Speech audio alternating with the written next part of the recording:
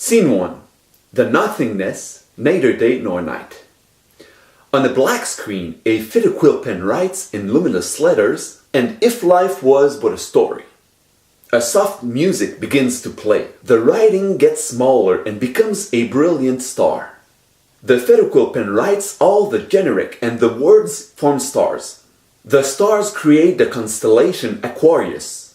Scene 1.2. Exterior, the back alleyway night. The four corners of the screen start to show color. The zoom out continues and we see the iris of an eye. The eye belongs to an old man sitting on the ground, leaning on the wall.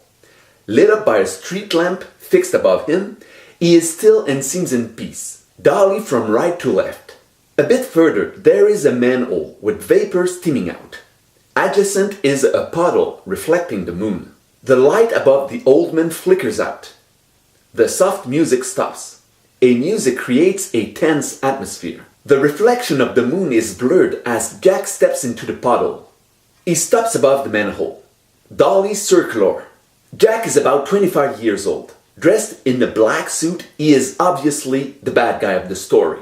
Standing in the vapor, he takes a swig of alcohol. His phone rings. He dribbles slightly as he takes the bottle away from his lips and appears drunk.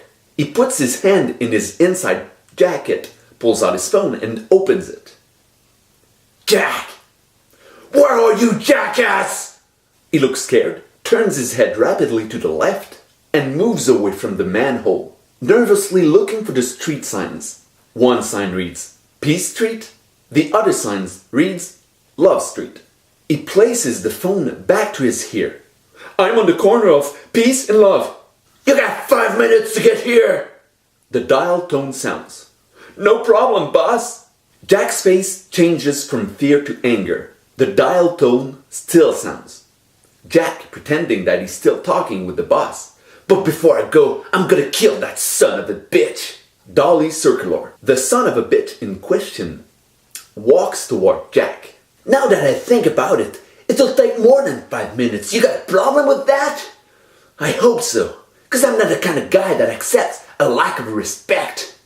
The son of a bitch stops walking and looks anxious. Jack closes his telephone and puts it in his inside jacket pocket. Jack takes a swig of booze. The son of a bitch starts walking, but loses its natural gait. Jack lowers his elbow. "Hey, you son of a bitch, you got a suppository up your ass?" He cracks up laughing. He interrupts his laughter as the son of a bitch passes beside him. He raises his bottle, time slows down. Dolly circular, Jack swings the bottle. It breaks in slow motion on the back of the head of the son of a bitch. Dolly from down to up, he falls to the ground. His face in the puddle and his body over the manhole. Jack keeps his arm horizontally while the glass splinters bounces on the ground. He lowers his arm, takes a few steps left, and turns suddenly. He kicks the body in the belly so he lies in the fetal position over the manhole. "Who the fuck do you think you are, you fuck? When I'm talking to someone, everybody answers." The son of a bitch doesn't respond or move. Jack relaxes. He steps over the body and tries to unscrew his bottle. He realizes the cap is not on. He tries to take a sip but realizes the bottle is broken. "Fuck! Look what you made me do, fucker! You know how much a bottle of this shit costs?" He waits for a response that never comes. He seizes the left arm of the body, pulls it off the face and strengthens up. Jack uses the broken bottle to jab the body. "Hey, fuckhead! I'm talking to you!" Jack moves closer to whisper in his ear. "Playing dead, huh? Like someone meeting a bear in the woods? You think I'm gonna leave you alive? You're wrong." He stands up and points his gun at the body. "To meet a grizzly ain't nothing like meeting me." He unloads his gun. "Nobody disrespects Blackjack." "That's what I call respect, Blackjack." Jack jumps startled. He rolls clumsily and looks around him, pointing his gun. The light above the old man lights up. Behind his gun, Jack seems shocked. He gets up and walks toward the old man. "What's your problem, man? Are you mental?" Didn't you just see what I did? I didn't even see you. All you needed to do was keep your mouth shut and I would have been on my way. Should I fear you? You should have. Jack raises his gun. Say your last prayer, sucker! Oh, it's been a long time since I prayed. I probably said my last prayer before you were born. Jack looks like he doesn't understand why the old man is laughing. He decides to forget about it, raises his gun, and pulls the trigger. You emptied your clip on the fuckhead, Blackjack. Anyways, you kill people who disrespect you. I, on the other hand, respect you, so I need not fear you. Besides, you really have to be a real sucker to disrespect a man of your stature. Jack seems to appreciate the compliment. Fucking rights. Nobody disrespect a man of my statutory. How about a drink? Jack joins the old man and puts one knee on the ground. He puts the barrel in his mouth. This son of a bitch pushed me. Bang! I busted my butt over his head. Zoom in, Jack approaches the old man. I'm not the kind of guy one should push. Good, it's not. No one would respect you. Jack straightens up and puts away his gun. Respect. He disrespectfully takes the bottle away from the old man and uncorks it. It's what matters most. He takes a swig of booze. In effect, Jack, it is very important to know how to get respect. For me, it's natural. The old man points at the dead body. I saw that. Would you smoke a joint? Why not? I think I'll do a line too. They both pull out their respective boxes. Dolly from right to left, Jack sits to the left of the old man, and they both open their boxes. In that of Jack, there is all the necessary materials to do a quicklime: mirror, razor blade, straw, and bagged cocaine. In that of the old man, there is all the necessary materials to roll a joint: miniature scissors, rolling papers, small strip of cardboard, matches, Zippo, bagged marijuana. Each of them takes their bags and empties the contents. The old man takes the scissors to grind the weed, and Jack is razors to cut out 2 lines of cocaine. Jack leans forward and snorts one with the straw. The line of coke is inhaled.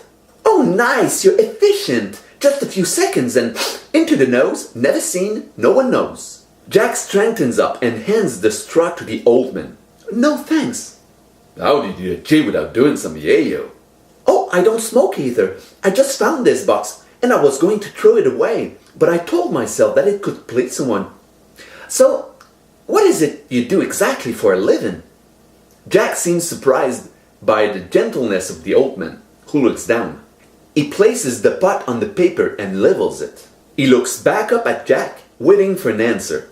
This one waits a second and inhales the other line. He prepares to open his jacket and turns to the old man. I work for a big shot. A big fucking shot. Drugs, prostitution. Zoom in, he opens his jacket. I am a hitman. I would have bet on it. How would you define your tasks? Jack seems surprised by the term. The old man returns to his joint. He rolls it, licks the glue on the rolling paper, and closes it. He lifts his head toward Jack, waiting for a response. Define my tasks?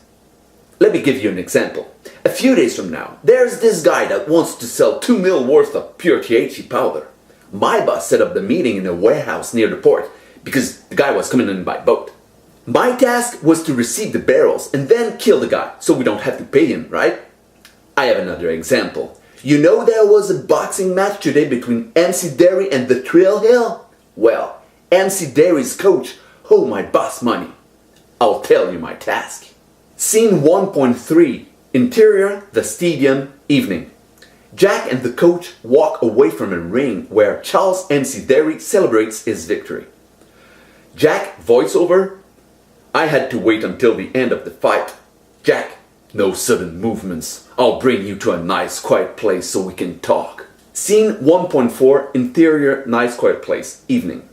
Jack forces the coach into the room. Jack, voiceover. And if MC didn't go down in the third, to take him to a nice quiet place. A tent has been raised. On the ground, there is a roll of tape, a condom, an electric saw, a dry suit, a box of plastic bags, a pile of towels, and 4 suitcases. Jack voiceover. All the necessary materials were in place. A roll of tape, a condom, a tent, an electric saw, a dry suit, plastic bags, towels, 4 suitcases. My plan was simple. The coach ends are taped together. Jack puts the condom on his head. I taped him up good, put a condom on his head. You're gonna know what it's like to die as a sperm. Jack throws the body inside the tent, puts on the dry suit, seizes the saw, and enters the tent. I put on the dry suit to keep myself clean while I cut him. I wrap the pieces, the dry suit, the saw, the bloody towels, the tent. The tent disappears. Jack, impeccable, fills the suitcases with plastic bags. I put it all in the suitcases. Scene 1.5, interior, the lobby of the stadium, evening. Jack passes the turnstile with 1 suitcases in each end and under each arm, and take them unseen and unknown to my boss's incinerator. Scene 1.6, exterior, the back alleyway, night. I guess we can say you're very efficient. Jack nods proudly. The old man returns to his joint. He uses the match to compact it. I'm so efficient that I'm the one who does recruiting and training for the boss's new guys. It's part of my task to teach them the secrets of respect. Really? I've always wanted to learn. It's never too late. Could you teach me? Certainly. Here's your first lesson. Take notes. Never let anyone disrespect you. Check this out. I told this guy a joke, he didn't laugh. Jack takes the bottle and swings it. Bang! I cracked my bottle over his head. The old man fakes being impressed and returns to his joint. He rolls a small strip of cardboard to filter the joint. If I understand well, he places the joint in his mouth to get it wet. He places the joint to Jack's lips. If somebody disrespects me, he takes the Zippo, coolly opens it and lights it. He lights up the joint. I make sure he understands that I deserve respect. Hell yeah! He coolly closes the Zippo. Zoom in, the joint burns. Speed up. Jack is slouching on the ground. Who taught you the secrets of respect? My father. I tell you, man, I respected my father. He takes his last puff, pinches the butt, and throws it away. It bounces on the cheek of the cadaver and falls into the puddle. Looked him in the eyes only once. Scene 1.7, interior, family kitchen, evening. Jack is a kid. He sits at a table with his mother and father. Jack voiceover. I was 4 or 5 years old. It's my oldest memory. Jack raises his eyes to his father. His father turns his head and notices. Dolly circular, he goes to hit Jack. His mother hides the sight of the impact. Jack falls to the ground. His father gets up and takes him by the throat. He slides him up the wall. You want to look me in the eyes? Go ahead, look me in the eyes. Jack, terrorized, does not look. His father smacks his face. I told you to look me in the eyes, you little shit! Jack obeys. His father smacks his face again. I will always remember what he told me. I'll teach you respect, you little son of a bitch! He lets Jack fall to the floor. Scene 1.8, exterior, the back alleyway, evening. In the same slouching position that he has in the alley. Transition by crossfading. I learned. I never disrespected him again. I don't even know the color of his eyes. You are lucky to have had a father like him. Otherwise, you wouldn't be the man that you are today. Jack takes a swig. Thanks for the lesson, Blackjack. I will keep this bottle, and if someone disrespects me, bang, I'll break it over their head. Exactly, but don't hesitate, or it would expose the fact that you know you don't deserve respect, and then you wouldn't be able to hide it. Jack takes a swig and puts down the bottle. You are a good teacher, a good guy too. You respect me. That's normal. You don't disrespect me, I don't disrespect you. That's what friendship is all about. Hey, Blackjack, you see that sewer over there? Yeah? Well, if a man comes out of it, I ask him, hey, jackass, you got a suppository up your ass? Jack strengthens, visibly injured. That son of a bitch wouldn't laugh at my jokes, so... The old man seizes the bottle as a mace and takes momentum. Dolly circular, he throws it in slow motion. The bottle breaks on Jack's face. Time reverses and the bottle reforms. The bottle is intact and a few centimeters from Jack's face. Bang! I broke my bottle over his head and gets respect for the first time in my life. The old man puts the bottle on the ground. Jack seems out of it. No, it would be his second time. I told you already I respect you. Anyway, if you disrespect him, he won't respect you. Jack seems like he has a revelation. He advances a little and turns toward the old man. Hey, maybe that's the secret. To be respected like you want. You must respect everyone. He looks away and doubts fills his face. But what if someone disrespects me? He seems to think about it. If I disrespect them because they disrespect me, they'll disrespect me. It's a circle. If I succeed to respect them in return for their disrespect, they will respect me in return for my respect. So then, to get the respect that I always wanted, I need to learn to respect those who are disrespectful. Fuck! I got a lot of work to do. Fuck! I gotta be right, Stone. I'd never be able to repeat that. Besides, what we were talking about anyways? We were envisioning a man coming out of the sewer. No, I was saying something intelligent. If a man comes out of that sewer, dressed in a dry suit, with a briefcase with $2 million in it, what would you do? What would I do if a guy came out of the sewer with a briefcase with too large? I'd kill him and take the cash. And then what? With too large? I'll tell you exactly what I'd do. Jack begins to falter. Dolly from down to up. He falls on his back with his hand behind his head. I'd get myself a boat and I'd go way north, up in Canada where no one lives. Scene 1.9. Exterior Jack's Paradise Day. Jack, proudly dressed, holds a boat with arrows. Behind him, away, there is a nice log home.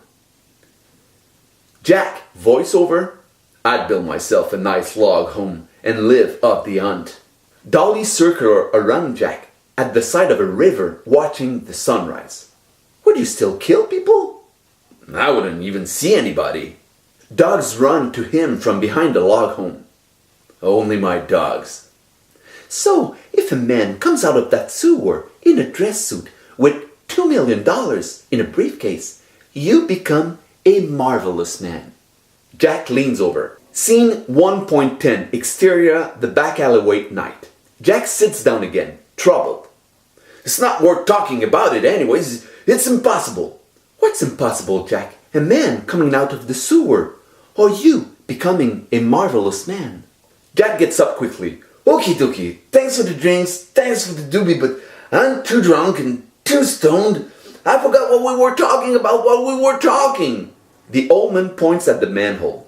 We were talking about that. Zoom out, the manhole opens. Someone puts a briefcase out of it. The mysterious man gets out of the manhole in front of the cadaver without noticing it and stops on the grill. He is dressed with a dry suit. He strips off the dry suit to reveal a classy white suit. He takes the briefcase and walks toward Jack. He joins Jack and the old man. Are you an hallucination? No, Jack. I'm real. He opens the lock and shows the content of the briefcase. $2 million. Jack is marveling at the sight and laughs a little. The mysterious man closes the briefcase and gives it to Jack. I must be dreaming. Only your perception has changed. Jack places his fingers to his lips. He blows on it. Tss. Zoom out, he puts down his hand to look around. Who the fuck am I? A worried look appears on his face. Hey, what did you smoke me up with? He turns to the old man. I know who I am. I am Black Jack. He prepares to open his jacket. I work for a big shot. A big fucking... Scene 1.11. Interior, the boss's office, night. The boss has the phone to his ear. You got 5 minutes to get here. Scene 1.12. Exterior, the back alleyway, night. Jack has his jacket open. Fuck! Jack pushes the mysterious man and goes toward the body. What the fuck am I going to do? The mysterious man sees the cadaver. He seems scared. Jack pulls the gun out of his jacket and points it at the mysterious man. I'm late and it's your fucking fault! Jack drops the briefcase and puts his hand in his jacket. Yeah, it's your fault. You're gonna pay. He releases the empty clip. The mysterious man is petrified. Jack pulls a full clip out of his jacket, reloads his gun and racks the slide. I'll tell you why I'm late. 3 guys attacked me. I had to kill them. My boss will know it's true when he'll read the morning papers. Jack points his gun at the mysterious man, who turns to the old man. He looks at him anxiously. The old man places his hands together to pray, softly closes his eyes and smiles. Jack looks down. So if a man comes out of that sewer in a dry suit with $2 million in a briefcase, you become who you really are. Jack looks up and his expression goes from anger to peace. He stops to point his gun by lifting it a little. I could have been attacked by only one guy. He quickly points it again. But it's because you didn't disrespect me. The old man gets up. The mysterious man approaches Jack and holds his hand out. Jack puts away his gun and shakes hands with the mysterious man. They stop to shake hands and Jack picks up the briefcase. He goes to shake hands with the mysterious man again. The old man approaches the two. Okay, go now. You have an appointment. Jack takes a few steps back while looking at them and then turns and runs. It's too bad that his date is with death. Well, the bad guy must die at the end of the story. Jack disappears around the corner. Scene 2. Exterior, the boss's building, night. The building of the boss is imposing. There is a bell tower with a clock that reads 11:59. We come up to the door by 2 flights of stairs with a landing in the middle. The first set of stairs touch the sidewalk and there is a bench. In front of all this is a street. Jack arrives from the bottom of the plan and crosses the street. A car rushes at him. He is hit by the car as the clock strikes midnight. Time stops. We turn around then, until we see Jack's head smash on the windshield. We continue to turn around until we come back to a wide shot. The mysterious man voiceover. Now that the bad guy has died, the story is finished. So we must go back in time when it isn't midnight but noon. The ends of the clock spin counterclockwise. Mysterious man voiceover. At this hour, a lot remains unchanged. The ends of the clock, the bell, the building, the stairs, the sidewalk and its curb, the street, the driver and his car. On the other hand, lots of things are different, starting with the light of the sun at its zenith. Scene 2.2, exterior, the boss's building, day. The image rests the same, but with the light of the sun at its zenith. The mysterious man appears in front of the car with the same characteristics as when he undressed from his dry suit, dressed in a white suit, 2 brown eyes, shaved and short hair. We turn around them, the clothes of the mysterious man change to sporty clothes. His hair and beard grow. His left eye becomes only a little bruised, and the other becomes intact. Jack disappears. The front suspension of the car lower and skid marks appear behind the wheels. Screeching of tires. The car repairs itself. The briefcase appears floating above the landing. A table appears underneath the briefcase. The nun appears behind the table. We come back to a wide shot. The old man appears on the other side of the street. The Federquilpen writes in luminous letters on the screen, First Act. From inside the car with Joe, the driver. Time resumes. Fucking shit! The mysterious man stops in front of the car. The car stops in front of him. He turns to the car and takes a few steps back. Joe exits the car. What are you trying to do? Kill yourself? He joins the mysterious man and touches his shoulder to shake him. Are you okay? The mysterious man seems absent. The old man approaches them. He is in shock. He doesn't know if all this is real or not. Help me sit him up here. The old man and Joe takes each an arm. They take the mysterious man to the bench. The old man sits with him. You think he'll be okay? Certainly, thank you. Joe steps back slowly and turns to climb the steps. He smiles at the nun and does not stop. Excuse me, sir. He stops and turns his head toward her. What can I do for you, sister? You can start by coming to me. He approaches her, fixed on their gaze. I sense the presence of God all around you. I believe in God. He takes his wallet and pulls out $20. Jack arrives at the bottom of the stairs. That's not necessary. He holds the money there, waiting. Jack approaches them. She takes the money. Hey, Joe, how much to save our soul? Joe seems to not appreciate the commentary. Jack turns to the nun. Do you have a problem, bitch? She does not react. Jack sarcastically. I don't have any money on me. It's too bad. I'm surely going to hell. He turns toward the nun. Fucking beggar! She does not react. Joe seems impressed by the calmness of the nun. I have a message for you, God. He flips the bird. Jack walks backward up the stairs and places his back to the door. The people is conspicuous. Can you say a prayer for me, sister? Jack knocks on the door. The people opens and shows the doorman watching who is knocking. What's your favorite? I don't know any. Then I will say the Lord's Prayer for you every night. Scene 2.3. Interior, the lobby of the building, day. The doorman closes the peephole. He pulls a knife from his sleeve and puts it between his teeth. He opens the door and stretches out his arm toward Jack's ear.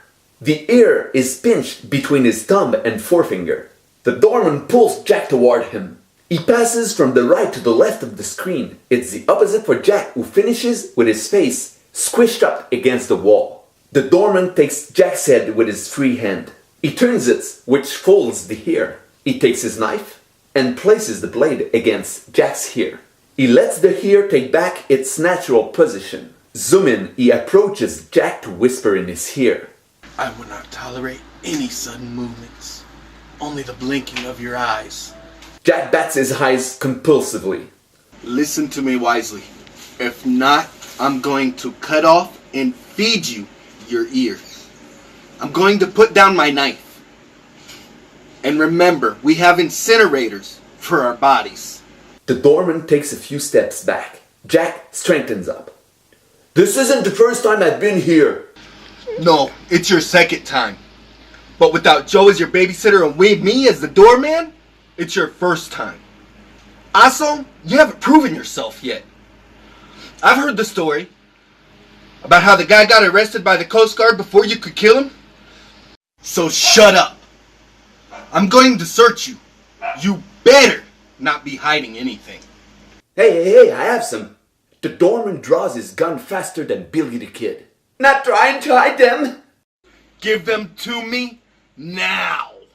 Jack lays down all his weapons. You know what you'll have on your record if you get caught with all of this? Possession of an arsenal. Nothing left. Why do you feel obligated to say? 'Cause it's true. You can search me if you want. Maybe you got one up your ass. Jack laughs nervously. Why do you react like that? I don't react like that. Like what? Unbearable silence. Barman, bring me the gloves. Whoa.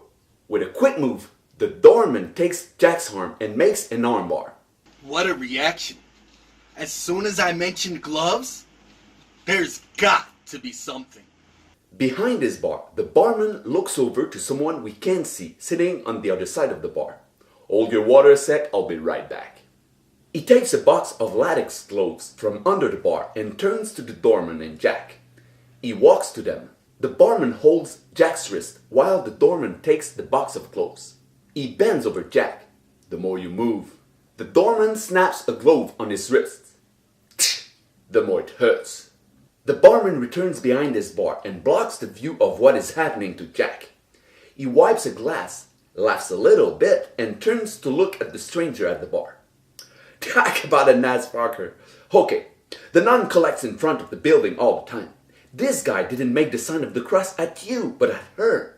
About the hallucination, a lot of boxers have neurological problems for being hit repeatedly in the head. He steps to his right to store the glass on the shelf. The doorman swings to pistol whip Jack on the back of his head. Jack buckles his belt and rubs the back of his head as he walks toward the bar, like he has something up his ass. Jack sits on the left swivel chair. On the left of the plan, the barman points at him. You sit in the chair when you prove yourself. Dolly from right to left, he wipes Jack from the shot as he points to the bar stool. Jack enters the shot and sits on the bar stool. Want a drink? Why not? He places a glass on the bar. Ice? Why not? He puts a cube in the glass and uses the dish hose to fill the glass. $5.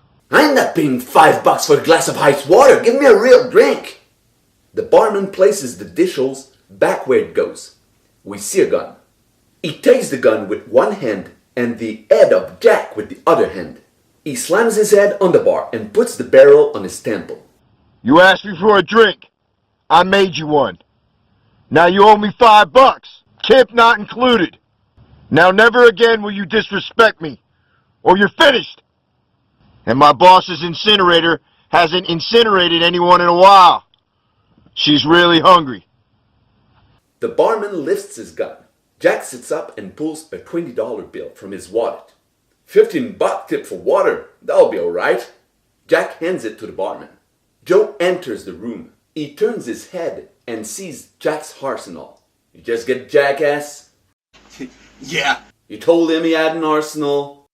of course. What did you do to him? Well, he knocked at the door, and he placed himself at the back of the wall. He seemed like a pain in the ass.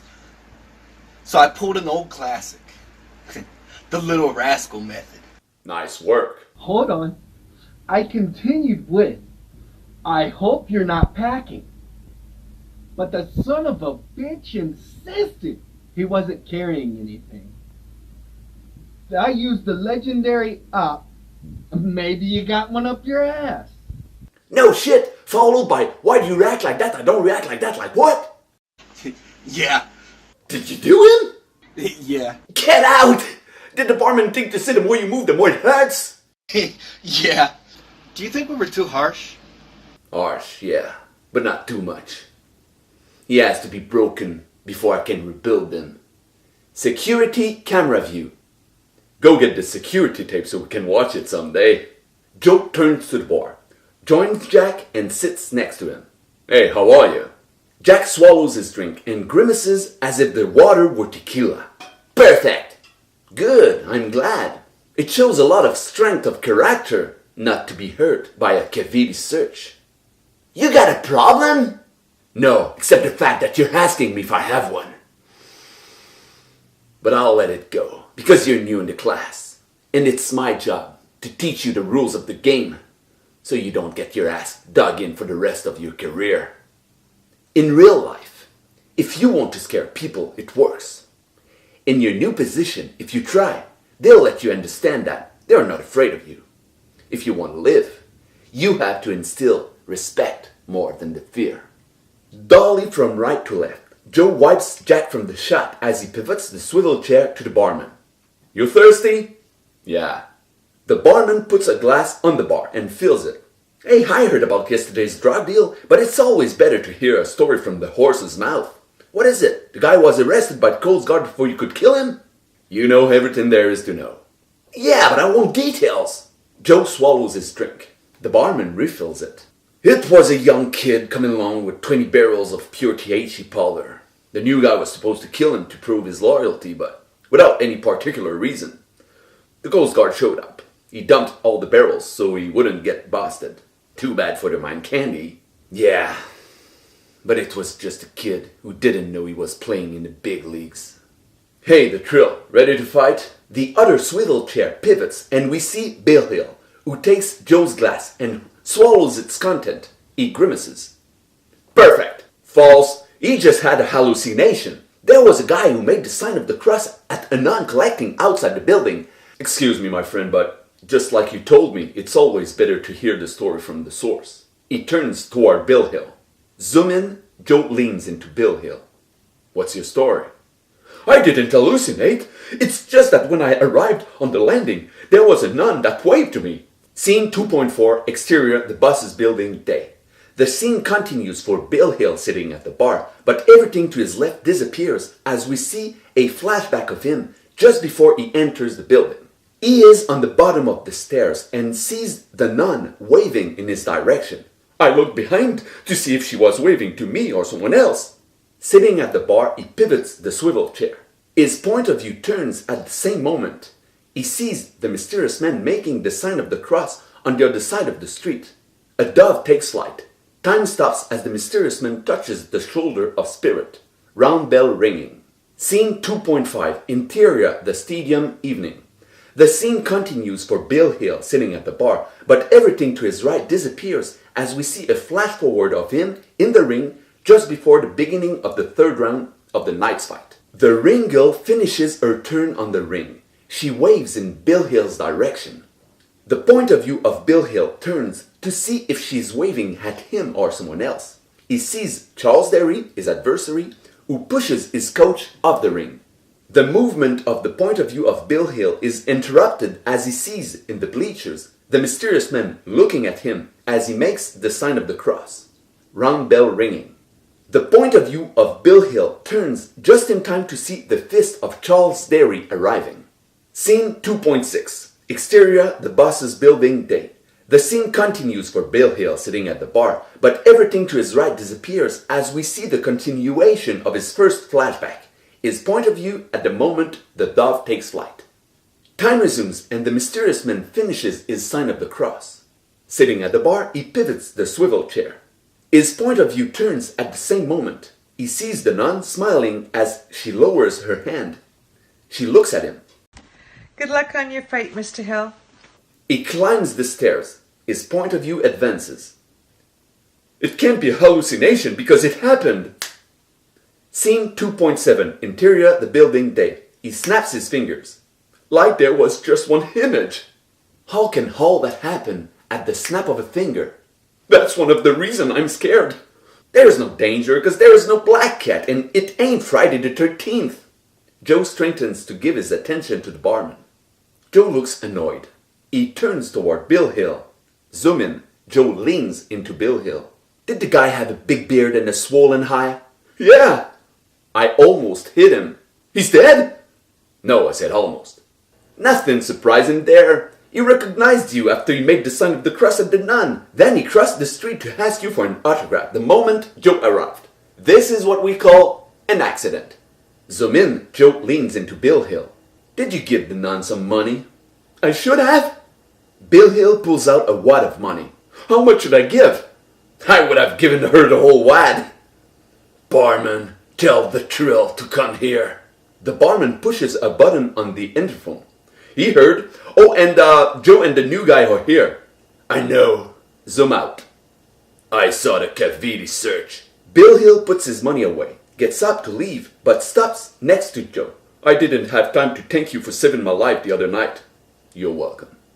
Scene 2.8, interior, boss's office, day. The boss is sitting at his desk with an empty chair in front of him. On the desk is a dirty glass and a bottle of hard alcohol. What are you waiting for? Sit down. Bill Hill pulls the chair and sits down. Drink. Bill Hill drinks his drink in one shot. The boss refills it. I hope you're ready for the match. You got the tickets? Bill Hill gives him 2 tickets to the night's fight. It's not a lot to ask for saving you as well as your old coach. Drink. Bill Hill drinks his drink in one shot. Time stops. Scene 2.9, exterior, an alley, night. Bill Hill has the coach by his side, both with their back to a wall and a gun to their temple. I don't have anything to do with my old coach owes your boss. This is what I call a bad coincidence. The 2 gangsters rack the slide of their respective weapons. Sound of 2 guns cocking. 2 other gangsters rack the slide of their respective weapons. Sound of 2 guns cocking. 2 other gangsters rack the slide of their respective weapons. Sound of 2 guns cocking. Joe comes out of nowhere with a gun in both ends. He fires 6 headshots. He holsters his gun. The boss arrives beside Joe. Nobody kills a man in this city if this man owes me money. Go get the car. Joe steps away. The bus advances toward Bill Hill and the coach. A hearse arrives. The door opens. Joe exits and goes to the trunk. He opens it. Get in the car. Joe puts on a slicker and surgical gloves. The bus, Bill Hill, and the coach walk to the hearse. Bill Hill enters and sits in the back. The coach sits next to him. The bus enters and sits in the passenger seat. Joe goes to one of the two piles of body and bends over to lift one. He drops the body number 1 in the trunk and goes for another one. This is what I call a good coincidence. The bus turns to the back seat. A boxer and his old coach. New coach of his next adversary. He returns. Joe drops the body number 2 in the trunk and goes for another one. The quote if you go down in the third round is 16. So if I bet $3,125, it covers his debt. But even if you now owe me your life, you didn't ask for anything. So I know I can't ask you to lose your fight. Joe comes back and drops in body number 3. The quote for your boxer to go down in the third round is 8. So if I bet $6,250, it covers your debt. Joe drops in body number 4.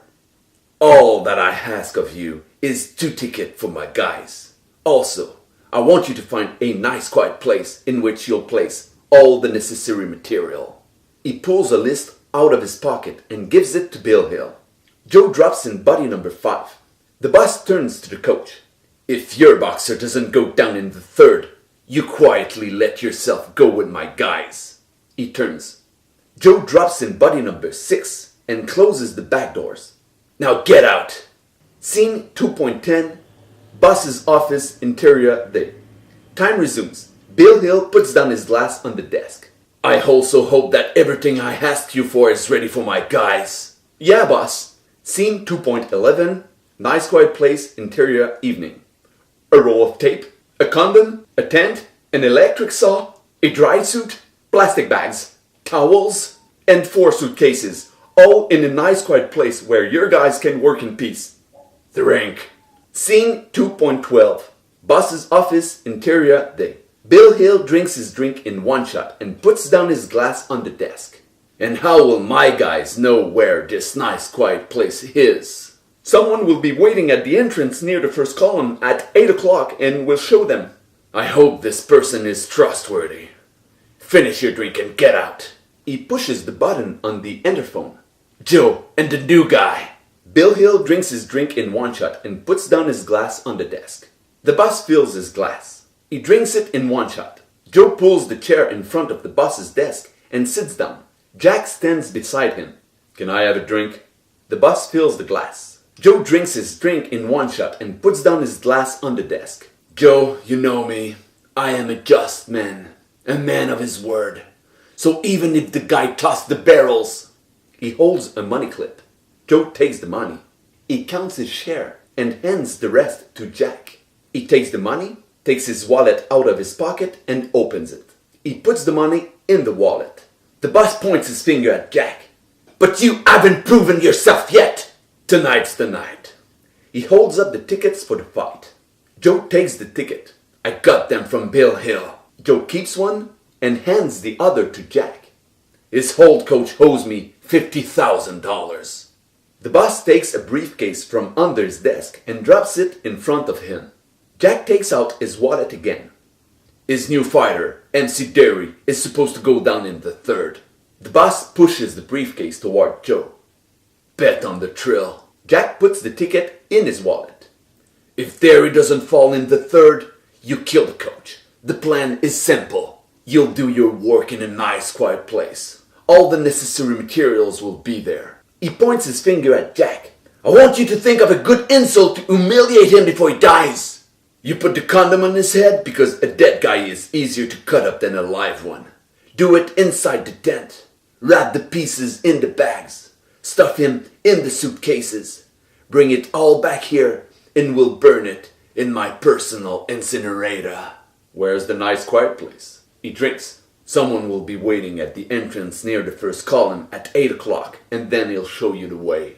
Why not replace this person with a map? Joe drinks. Trust me, he is a man of honor. But before, you're going to introduce the bookie to the new guy. Joe takes the briefcase. On Bill Hill, third round. Scene 2.13. The boss's building, exterior day. Joe and Jack exit the building. They descend the stairs and pass in front of the nun.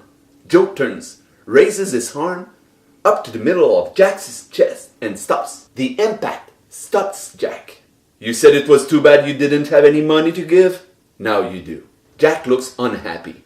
He turns to the nun. He unwillingly takes his wallet, takes a $20 bill out and hands it to the nun. She takes it and opens her briefcase. The money is put in the box, beside the money clip of Bill Hill and two $10 bills. God'll give it back to you. I know. Jack turns toward Joe. Joe turns. He goes down the stairs, gets in the car, and drives away. Jack takes out his revolver and puts it to the nun's forehead. The nun takes the money back. Under the bill, we see that Jack gave her the ticket for the fight without knowing it. Jack holsters his gun, snatches his money from the nun, and goes away. The featherquill pen writes in luminous letters on the screen, "Leave the briefcase, my sister, and go." I'm too small to know your ways, but your will be done. She puts her briefcase on the ground, folds the leg of her table, and walks away with it under her arm. Close-up of the briefcase. Scene 3. Along a wall, exterior, evening. Close-up of the briefcase, but this time a little darker. We turn around the briefcase. We see the legs of the mysterious man holding the briefcase. Time is stopped. Time resumes. The mysterious man walks along a wall until he reaches the street corner. Why do I always get stuck with retards?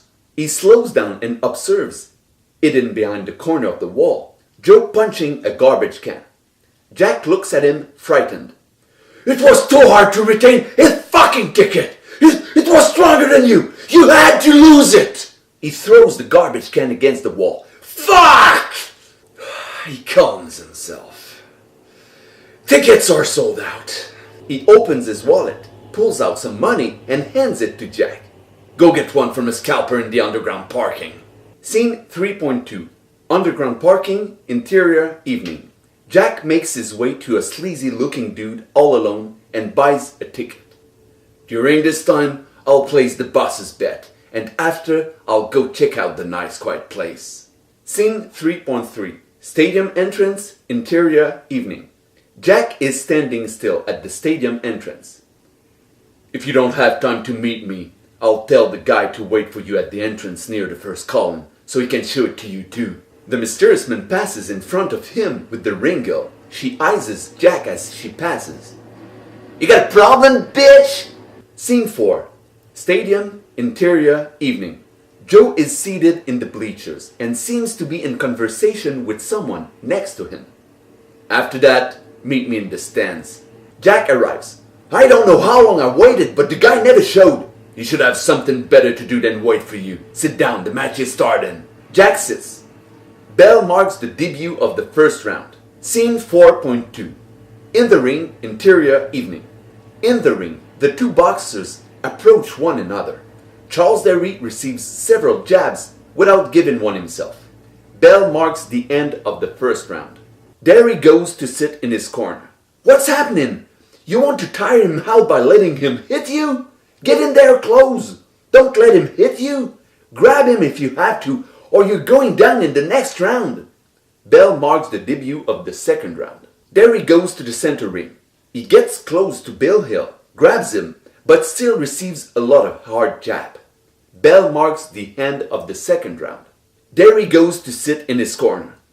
It's not working. We changed our strategy. Surprise him.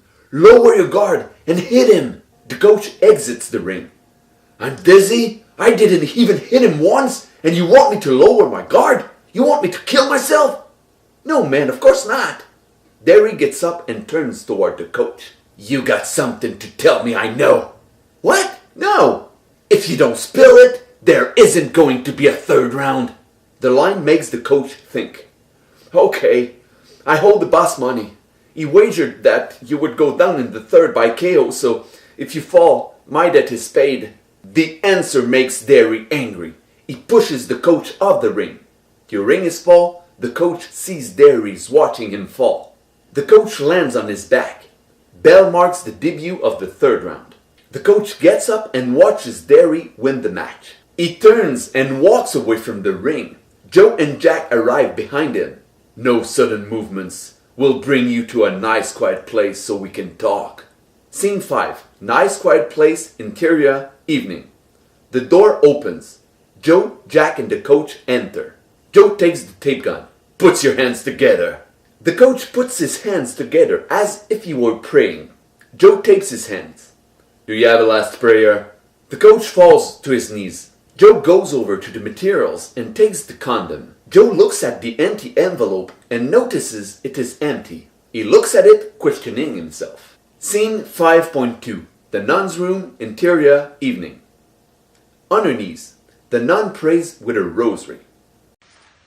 This one here, my dear Lord, I pray for Joe, a soul looking for you. Our Father, who art in heaven. Scene 5.3. Interior, nice quiet place, evening. Joe turns to the coach, stupefied. Coach, nun, voiceover. Allow by thy name. Thy kingdom come. Thy will be done on earth as it is in heaven. Give us this day our daily bread. And forgive us our trespasses as we forgive those who trespass against us. Joe listens silently to the prayer. And lead us not into temptation. And deliver us from evil. For thine is the kingdom, the power, and the glory, forever and ever. Amen. Joe takes the tape gun and shows the empty condom packet to Jack. It's empty. Tape his nose and mouth. Joe throws the tape gun to Jack.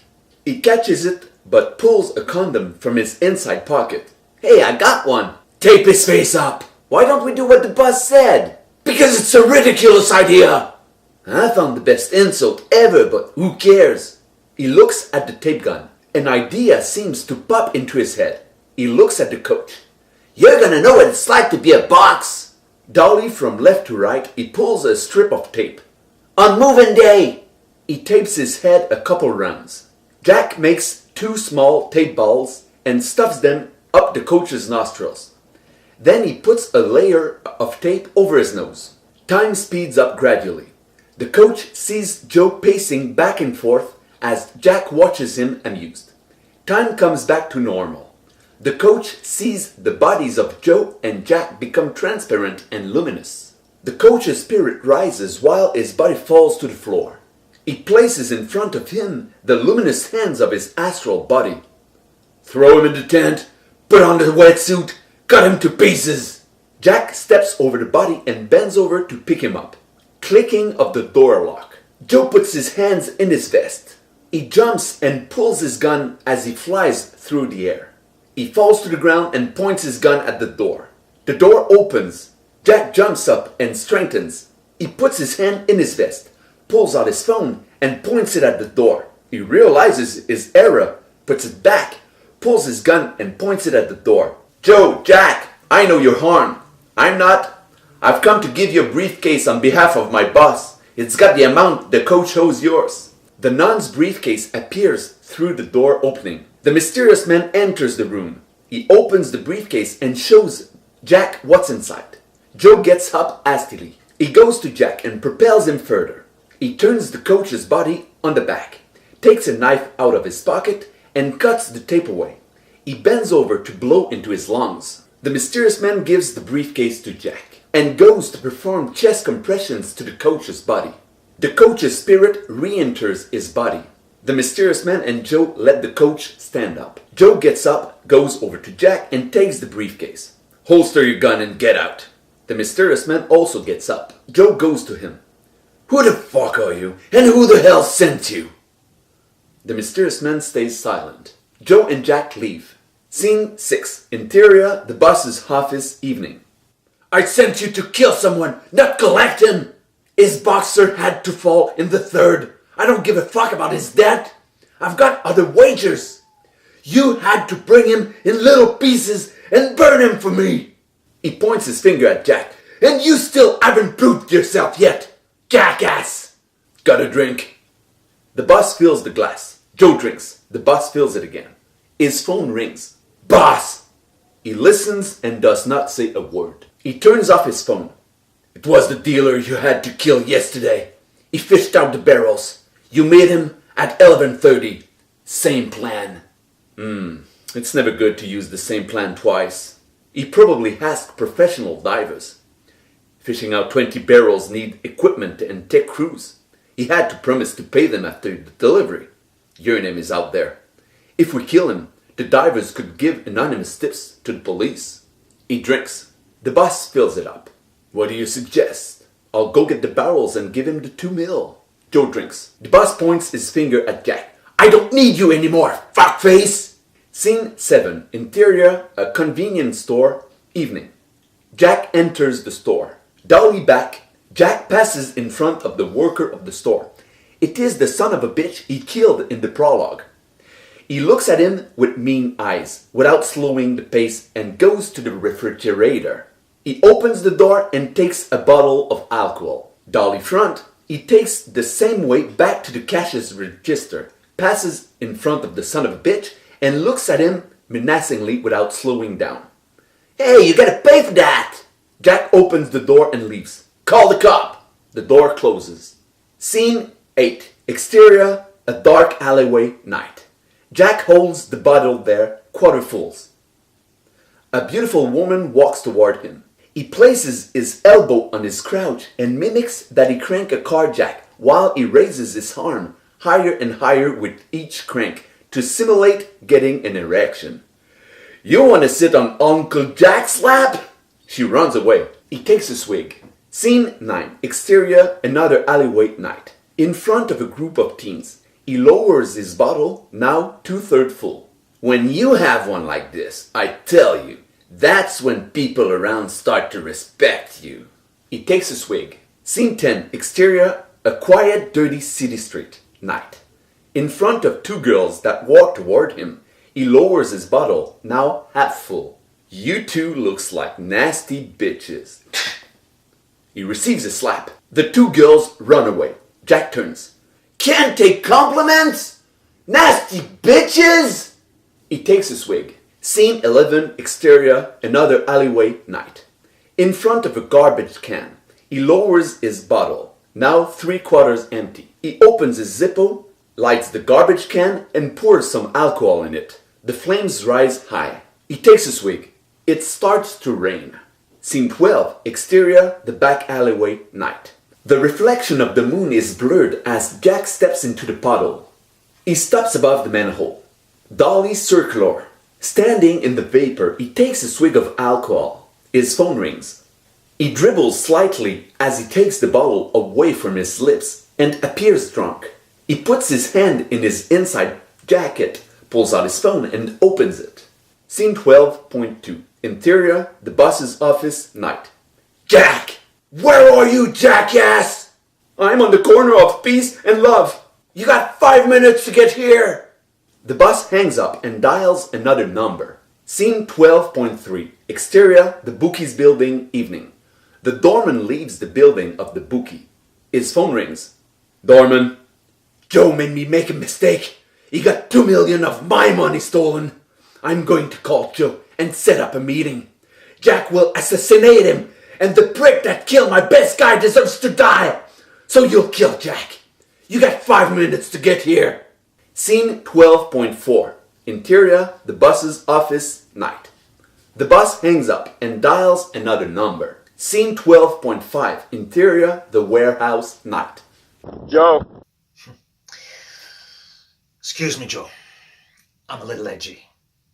It's a lot to take in a little time, you know. The barrels in the water, MC Dairy that makes me lose money. The coach just gave me what he owes me, and now 2 mil lost. But it's okay. It's all okay. Just come and see me, and we'll have a nice little talk. The dial tone sounds. The dial tone sounds. Joe puts his phone in his inside pocket. How do you know all of this? Intuition? Joe bends over and takes the briefcase. He gives it to the mysterious man. Now what do I do? You let me go with the 2 million and wait for the signal. When you receive it, You go to the meeting set by your ex-boss. To get killed? The mysterious man backs up. Next, meet me at the corner of peace and love. He lifts his arm, gives a peace gesture, and disappears into obscurity. You tell me to wait for a signal and you don't tell me what it is. When you'll receive it, you'll know. Dolly circular around Joe, who is waiting. Time speeds up. Time comes back to normal, and the dolly circular stops. Joe takes his keys from his inside pocket and looks at them.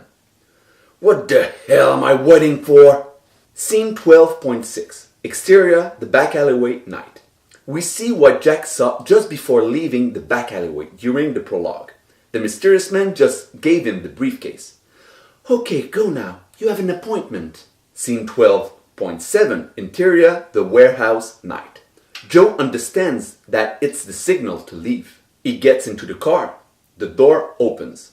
The car reverses. Scene 12.8. Interior, the car, night.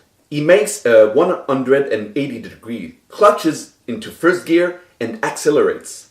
Along the way, he burns all the red lights and ignores stop signs. Jack arrives running in front of the car. By morphing, Jack at midnight leaves its place to scene 12.9, interior, the car, day. The mysterious man at noon. The Federquill pen writes in luminous letters on the screen, second act. Scene 12.10, exterior, the boss's office, night. The mysterious man at noon leaves its place to Jack at midnight. Time resumes and Jack smashes headfirst into the windshield. Above the vehicle, he pivots in the air and falls as the car continues on its way. He rebounds and slides on the ground a short distance before stopping close to the briefcase. The car reverses close to the body. Joe exits the car, goes to the trunk and opens it. He puts on a raincoat and surgical gloves. He takes Jack's body and puts it in the trunk, closes the trunk, grabs the briefcase and gets back in the car. Scene 12.11, interior, the car, night. He sits and closes the door. The other door opens. Joe points his gun quickly. The doorman enters the car. As Joe recognizes his friend, he puts his gun back as quickly as he took it out. You want to tell me what's going on here? I tell you as soon as I know. Why are you here? To kill Jack. After he kills you. My plan was simple. I killed Jack and give you the gun to pretend that you killed him before he killed you. I appreciate. Now, what are you going to do? The boss wants you dead. Forget that I work for him anymore. What are you going to do? Joe clutches into first gear and takes off. There's a new guy in town. He seems to know how to stir up some intrigue. The man in white? Joe shoots a stupefied look at the doorman. I have an appointment with his boss. Let me put everything in order. I'll give you news if I can plug you. Okay, I'll wait here. The doorman leaves by the window. Scene 12.12, exterior, somewhere on the road, night. He falls to the ground and rolls a bit to slow down. He falls on his feet and stops with a slide. Scene 13, exterior, the back alleyway, night. Joe's car arrives in the skid control. Screeching of tires. He reverses to the body. The door opens. Joe exits the car. Who the hell are you? The old man rises and goes to Joe. Yes, it is about time to reveal it. Is this old man the boss? No, but he'll lead you to him. The old man stops beside the trunk. Joe, could you please put this body in the trunk with the other one? Joe is exasperated at the line of the old man. He goes behind the car. He opens the trunk, puts his raincoat and bends over to pick up the body. I guess I don't have the right to know how you know that there's a body in my trunk. He drops the body in the trunk and returns to the front of the vehicle. He stops near the open door. Not more than the right I had to know how the cadaver, before it became one, had the briefcase. He takes the briefcase from the car. That I just gave him! With his free hand, he points his finger at the mysterious man. And you fuck, I know you. When I hit Jack, I saw your fucking face, and I know the briefcase you gave me to save the life of the coach I had to kill. You stole from the nun that was there when I almost hit you. The nun was able to collect 2.5 grand. How was I able to make it 50? Joe's face expresses a deep exasperation. He flips the bird.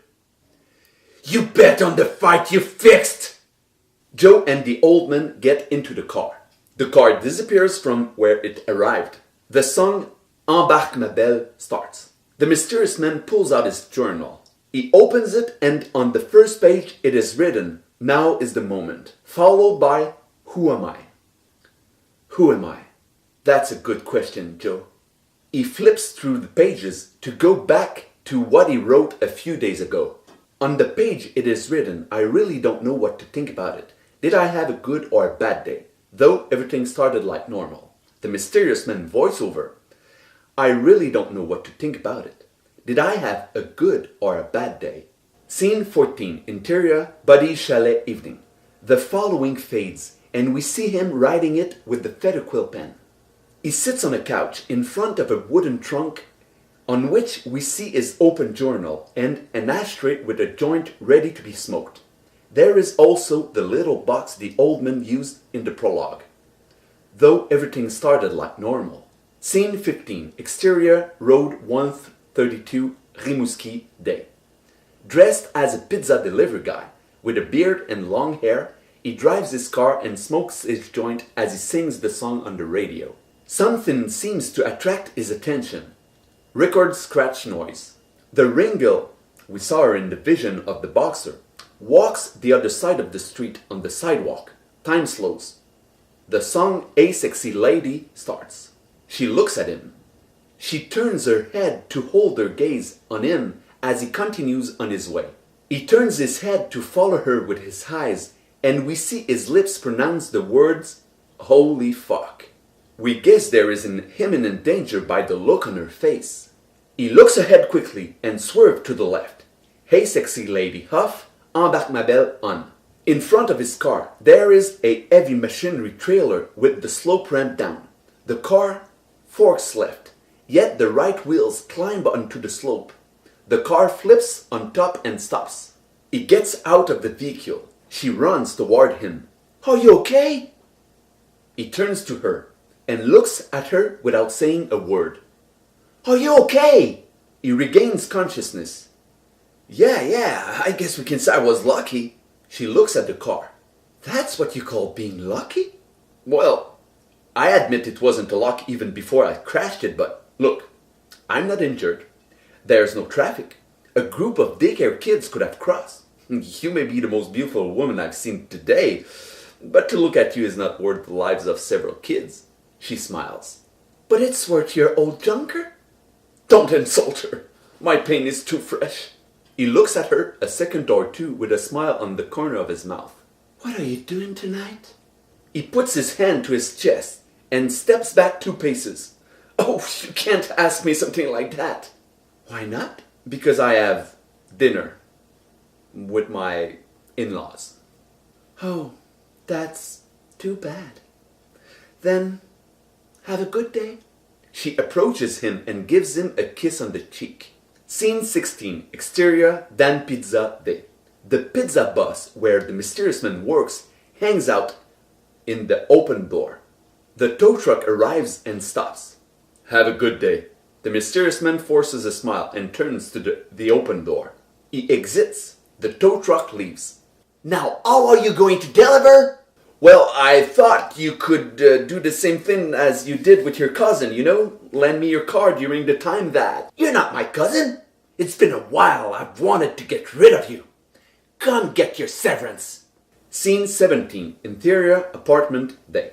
The door opens for the mysterious man, looking worn out. He advances and lifts his arm to open the curtain that separates the hallway and the living room. His girlfriend is there with her lover. They get dressed. "What are you doing here?" "What I'm doing here? What the fuck he's doing here?" "I wanted to tell you." "Shut up! I don't want to talk about it." Scene 18, exterior and alleyway, day. The mysterious man punches a garbage bin. "You fucking bitch! Why'd you do this to me? Filthy whore!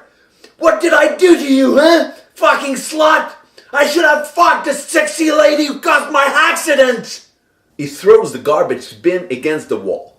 He calms himself, takes his phone and dials. "Hello? Hey buddy, it's me. Can we see each other? I need to talk." My door is wide open, my friend. Scene 19, interior chalet body day. The mysterious man enters the chalet. He throws his journal and his box on the wooden trunk and falls on the couch. Hey, what's going on? The mysterious man stays silent.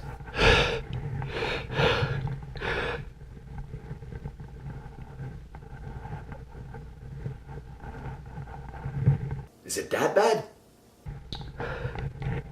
That's worse. What happened?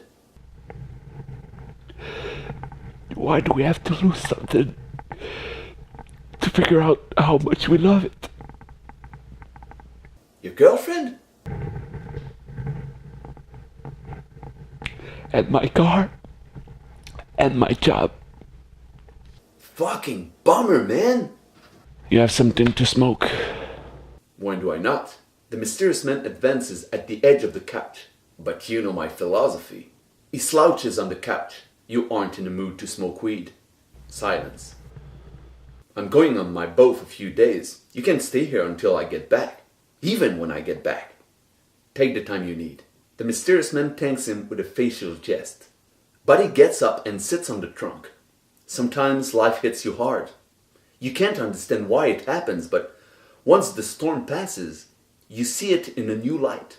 You understand that it was necessary because you come out of it stronger. He puts his hand on his shoulder. If it happens that way, it's because it must happen that way. Yeah, easy to say when it's not happening to you. He taps him twice gently on the shoulder as to comfort him. In a brisk movement, he goes to the kitchen. He opens a cupboard and pulls out a plastic bag. I found the bag yesterday! He comes back to the mysterious man, jumps over the couch and throws the bag on the trunk. You will understand why I immediately thought of you. He takes a book out of the bag. The screenwriting from Jean-Marie Roth. You found this? I saw a bag and asked myself what could be inside. I looked and saw a guide to write screenplays. Unbelievable, You bought it. It's dedicated in French. Can you translate it to me? The mysterious man turns to the first page and we see the dedication. Dear Frederick, a book is like a seed. The fruit it generates depends on the earth in which it is planted, the water that nourishes it, the light it's exposed to, and especially the daily cares you lavish it with. I am waiting for your invitation to assist in the premiere of the real great movie that you wrote the screenplay for.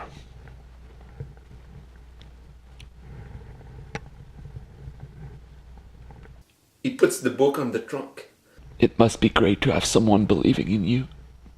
I do believe in you. The problem is that you don't. Not anymore. What happened? I just finally figured I was dreaming in color. Is it bad to dream in color? The problem is that you talked about it to people that feel incapable to realize their dreams. Since they want to think they are superior than you, they can't accept the fact that you could do what they feel incapable of. You simply finish by believing them. The mysterious man. You want to make movies? What's impossible in that? You don't find it funny that the book crossed my path at the moment yours changed its direction drastically? If you didn't buy it in the little used bookstore. Buddy nods his head from side to side. Funny coincidence. There are no coincidences. Nothing comes for nothing. It's a message to show you the way. A message from what? Listen, we've had this conversation 1,000 times. You say there are no coincidences, and I say there are just coincidences. Anyway, I don't want to talk about it right now. You're still going to give me a headache. You don't want to talk about your life collapsing? You don't want to talk about your dreams? I tell you, the two are linked. You took the bad path.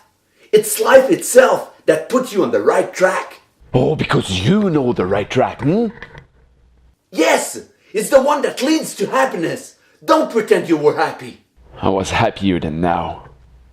The great emperor Marcus Aurelius said, where there is no judgment, there is no pain. Do you got any aspirin? Buddy sighs deeply. He gets up, goes to the kitchen, opens the cupboard and takes out the bottle of aspirin. He comes back and tosses him the pot. You are going to need something big to open your spirit.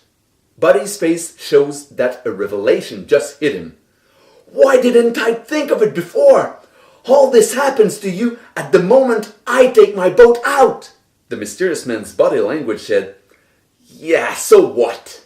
You know what that means? That you won't be here to bust my balls. No, it means that you must come with me. Buddy puts his foot on the trunk and he pushes it. The journal, the box of pot, the book, the ashtray, and the pot of aspirin falls to the floor. Hey, what the fuck? The mysterious man cuts himself off when he sees a trap in the floor that the trunk was hiding. He opens the trap and goes through a hole that leads to a secret basement. Scene 20, interior, the secret basement, bay. He climbs down the ladder and stops. In front of him are dozens and dozens of marijuana plants, ready to cut.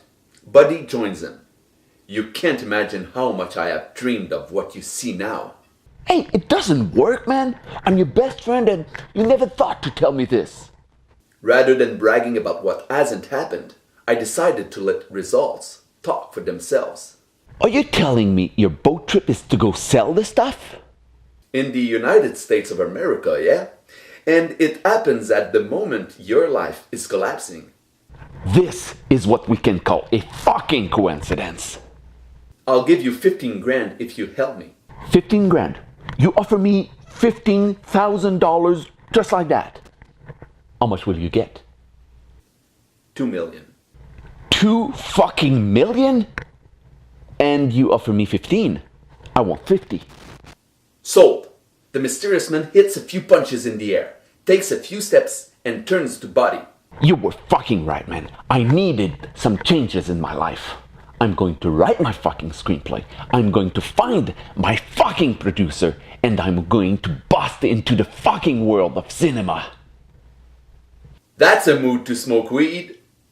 Scene 21. Interior, chalet Buddy evening. The mysterious man puts down the federal pen, takes his joint up from the ashtray and lights it. He picks up the federal pen. On a page in his journal, he writes, I don't know what the future holds for me, but the sure thing is that an important page of my story has been turned. He turned the page. On a map of Canada and the northern states, a line is traced out showing the route of the voyage. We'll go up the St. Lawrence River until Lake Ontario, then cross it. What if we are caught by the Coast Guard? I have a machine to jam their radar. We'll be invisible. Scene 22. Exterior, the back alleyway, night. The mysterious man turns the page in his journal. On the page it is written, now is the moment, and who am I? He turns the page and starts another chapter. Scene 23. Exterior, on the boat, night. On the ship's boat, he writes, now is the moment. He closes his journal, sticks it under his t-shirt, halfway in his pants. The raider believes that there is a boat nearby. Buddy lifts his eyes from the raider and looks through his infrared binoculars. Far away, the Coast Guard approaches. Buddy turns the wheel. The mysterious man is destabilized. Buddy exits the cabin and comes down the stairs. We have company! Coast Guard! The mysterious man looks panicked. Buddy joins him and takes his head in his hands. If it happens that way, it's because it must happen that way. I'll take care of the Coast Guard. You touch the barrels and go hide in the boat. The mysterious man appears to get a hold of himself. He goes to the barrels. He tries to open the door but is unable to, so he kicks it.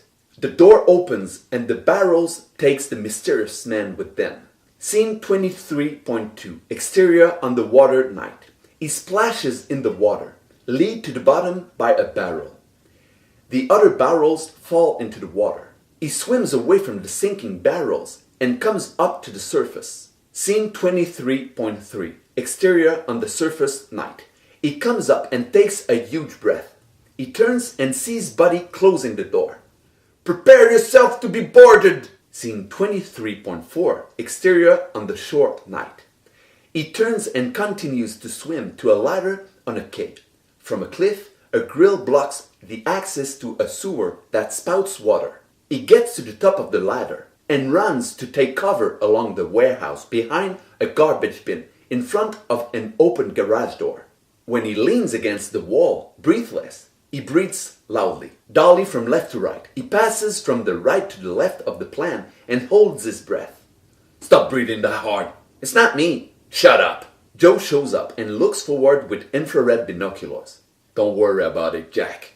Even if you couldn't kill the guy and we don't have the barrels, the boss will pay you just the same. Dolly from right to left. He passes from the left to the right of the plan and enters the wide open door that appears as the only place to hide. Come with me. Scene 23.5. Interior, the warehouse night. A manhole has its grill open, and in the darkness, the mysterious man doesn't see it. He falls flat on the ground as the manhole swallows his leg. Joe and Jack approach. Did you hear that, Jack? Joe lights his lighter. They enter the warehouse. Joe pushes a button on the wall and the door starts to close slowly. Dirty rats! The mysterious man enters the manhole to hide. Joe closes the grill and locks it with a chain and a padlock. The warehouse was built on top of the principal drainage system. That's where the boss dumps the ashes from his incinerator. When you're finished, always close the grill because rats go through it. He pulls out his phone and dials a number. The Coast Guard intercepted the dealer before Jack could kill him. No, he dumped them before they came. Yeah, we'll be there. The dial tone sounds. We have a rendezvous with the boss tomorrow at noon, probably to offer you another chance to prove yourself. Come, let's go. A light lights the room. Make sure the light is on when you leave. The car doors open and close. The car starts.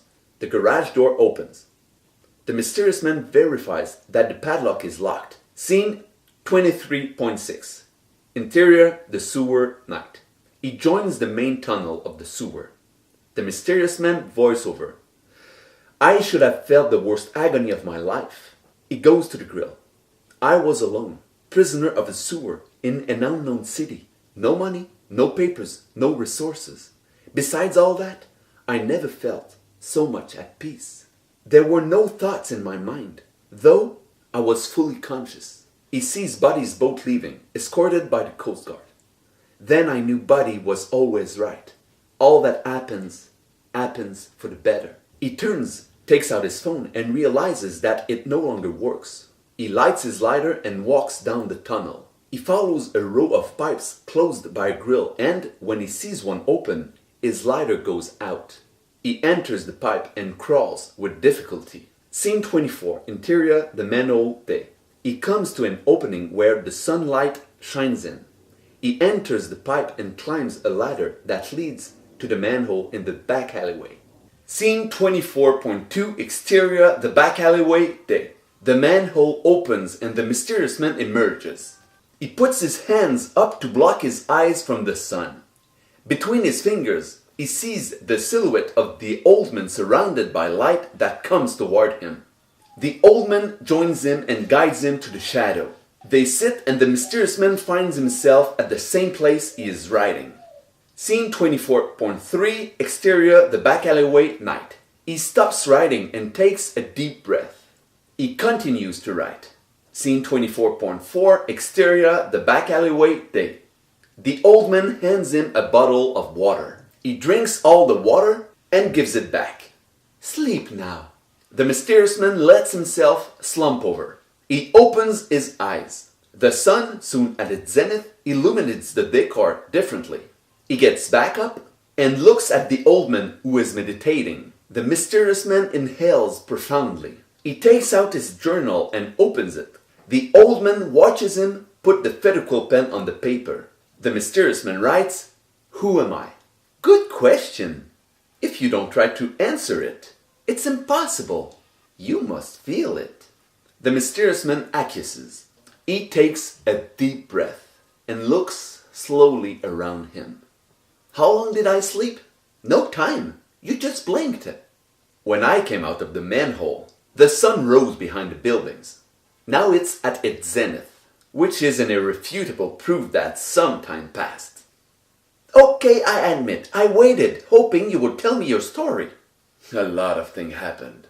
A lot of things happened. But something happened. Now what about you, What's your story? Nah, I'm just an old man, homeless. Last night I chose to sleep here. When I woke up, you wound up in my story. I thought you might need some help. The mysterious man closes his journal and holds it to the old man. I would like to shower and wash my clothes. The old man takes the journal. I could use a little bit of cash too. We can go to the fitness center. There are showers there and a laundromat. The old man puts the journal away and they get up. Scene 25, exterior, a street day. The old man approaches a garbage bin with his grocery cart. He takes a bag out and takes 2 reserve bags in the bin. He gives one to the mysterious man. I don't want to dig through garbage. You need money? The mysterious man bends over the garbage bin but doesn't seem delighted. If it happened that way, it's because it must happen that way. He collects the bottles. Vinny's scratch, the song A Sexy Lady continues. He lifts his eyes and seems to be surprised by something. Impossible! The Ringle is sitting on a bench on the other side of the street. Wait for me, I'll be right back. He sits on the bench. She takes a disdainful look at him and turns away. We could believe you made me get into that accident so I can meet you here. She turns toward him and seems intrigued. She recognizes him. Hey, what are you doing here? I'm collecting bottles, you? I am waiting for a friend, but I mean, what happened?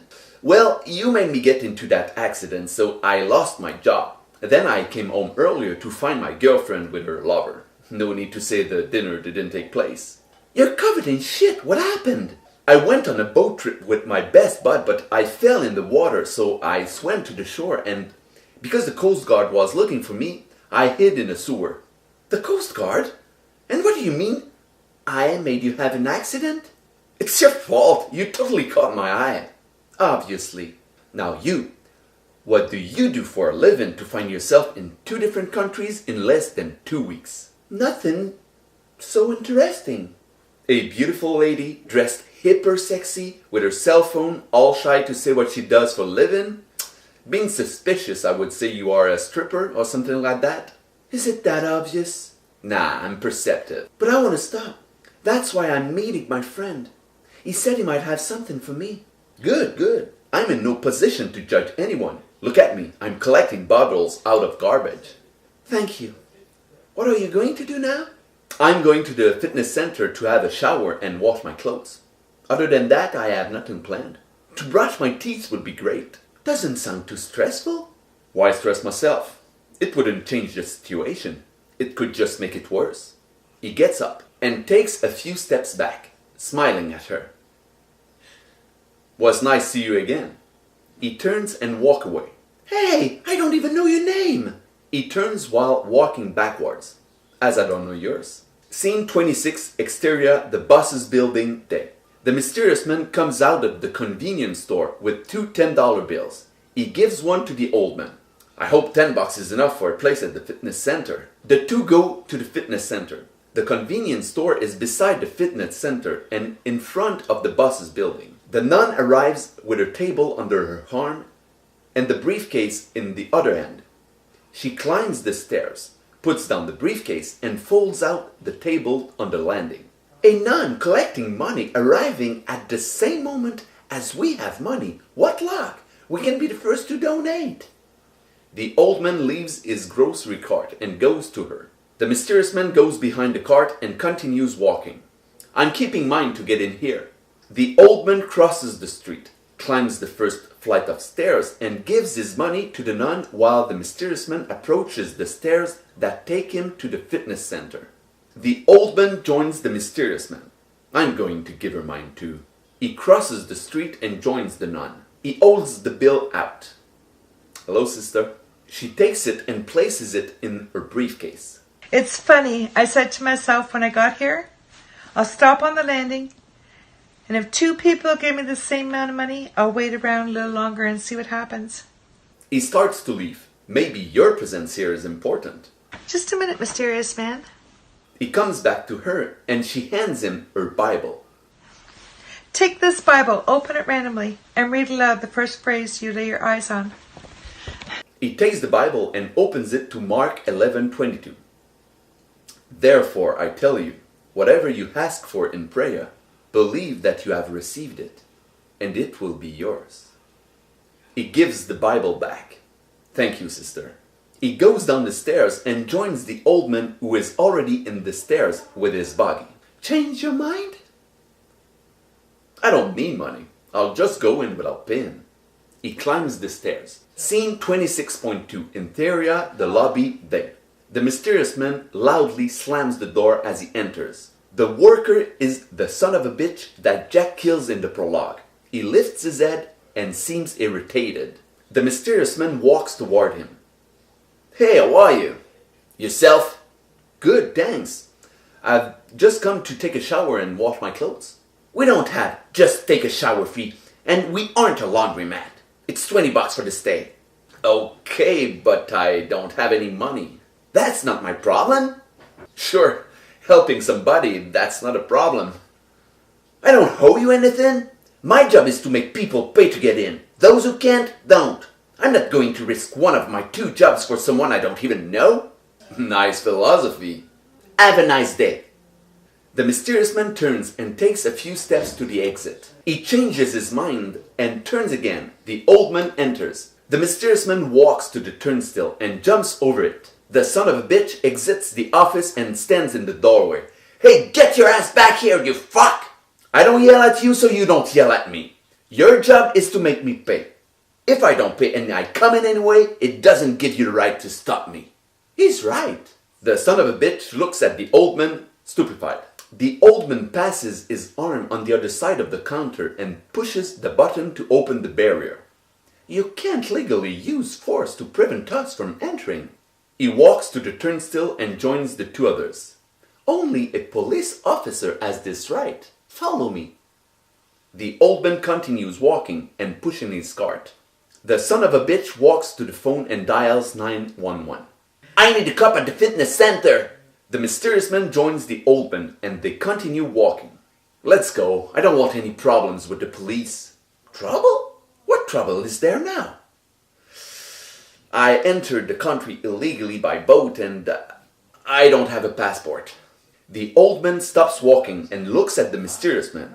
Do you know all the variables of the story so you can be certain the police presence will be unfavorable? The old man continues. The mysterious man hesitates. He finally catches up with the old man and walks beside him. They come to a door and the old man opens it. Scene 26.3. Interior, the changing room, day. On a bench in the middle of the room, there is a white towel neatly folded. The walls are lined with lockers and there is a television in the corner on top of them. Give me your clothes. I'll bring them to the laundromat. Scene 27. Interior, the lobby, day. Charles Derry enters. Hey, hi, MC! He passes through the turnstiles without paying any attention to him. Good luck for your fight! I hope you'll get your ass kicked. I bet against you, asshole. Scene 28. Interior, changing room, day. The mysterious man looks up to the television. On the screen, he sees Charles Derry in his official weighing him. The door opens violently. Bang! The mysterious man jumps with fright and turns. He gets up and the towel falls. He walks to Derry. You are one of the boxers who'll fight tonight? I knew one day a faggot would risk taking my towel. No man, don't worry, I'm not gay. He puts a hand on his shoulder. Derry looks at it, pushes him, and throws a punch. Dolly circular. We turn around them. The dolly circular finishes with a point of view of the mysterious man when he receives the punch in the face. Scene 28.2. Interior, in the ring, evening. He sees the same flash forward that Bill Hill talked about in the first act. Like it was himself in the ring. He sees himself in the stands, dressed in his white suit. He makes the sign of the cross. Joe and Jack are sitting at his side. Bell marks the debut of the 3rd round. He turns just in time to see the fist of Charles Derry arriving. Scene 28.3. Interior, changing room, day. Time resumes at the instant the fist hits the eye of the mysterious man. He falls to the ground and Derry kicks him in the ribs. The policeman called by the son of a bitch enters the room. He pulls out his gun. Freeze! Put your hands behind your head, interlock your fingers, and back up! The mysterious man gets up. Thanks, officer. You're lucky he's there, you fucking faggot! You like that word, Faggot? Derry throws a punch. The mysterious man sees the fist in slow motion. He dodges the punch and seizes the wrist and elbow of Derry. He puts him in an arm lock. Derry finishes with his face pressed against the bench. The mysterious man is surprised to find himself in this position. The policeman raises his gun with an air of amusement. The old man arrives with a spare set of clothes for the mysterious man. "Take off, you fucking asshole!" The mysterious man increases the tension on Derry's arm as he struggles. "You want me to break your fucking arm? You want to miss the most important fight of your career? I tell you, you'll win the fucking match. In the third, your coach will tell you something that will really piss you off. Concentrate all your anger into one punch as soon as the bell rings." Scene 29, interior, the lobby day. The old man, the mysterious man, and the policeman go to the exit. "Are you sure you don't want to make a complaint? It's not worth it for anybody to make him miss his fight." They reach the son of a bitch. "Do you think I should bet on it?" "I don't know. Like I said, maybe it was just a hallucination, but you could risk a little $50. Scene 30. Exterior, the boss's building, day. The mysterious man comes out first and descends the stairs. He raises his eyes and stops on the stairs. The nun turns to him and smiles as she notices his regard. She waves to him. Bill Hill arrives and stops in front of the stairs. He turns. The mysterious man makes the sign of the cross. A dove takes flight. Bill Hill seems to receive the flash forward he talked about with Joe at the bar. He turns to climb the stairs. "Wait!" Point of view of the mysterious man, he runs across the street and sees Bill Hill get pulled by his hair into the building. Screeching of tires. He turns his head and sees Joe's car braking in front of him. Time slows down. Screeching of tires continues. Scene 30.2, exterior, the boss's building, night. The mysterious man sees a flash forward. Jack gets hit by the car at midnight. Time stops. The Federal pen writes in luminous letters, third act. Scene 30.3, exterior, the boss's building, day. Time resumes. The mysterious man stops in front of the car that stops in front of him. Joe is gripping the steering wheel with both hands, and we read his lips as they say, "Fucking shit." The mysterious man steps back a few steps. Joe opens the door and exits the vehicle. "What are you trying to do? Kill yourself?" He advances toward the mysterious man and puts his hand on his shoulder to shake him. "Are you okay?" He is in shock. He doesn't know if all this is real or not. "Help me sit him up here." The old man takes the right arm of the mysterious man. Joe does the same with the left. They take him to the bench. The mysterious man looks at Joe. "You think he'll be okay?" "Certainly, thank you." The mysterious man is motionless. Time speeds up and returns to normal.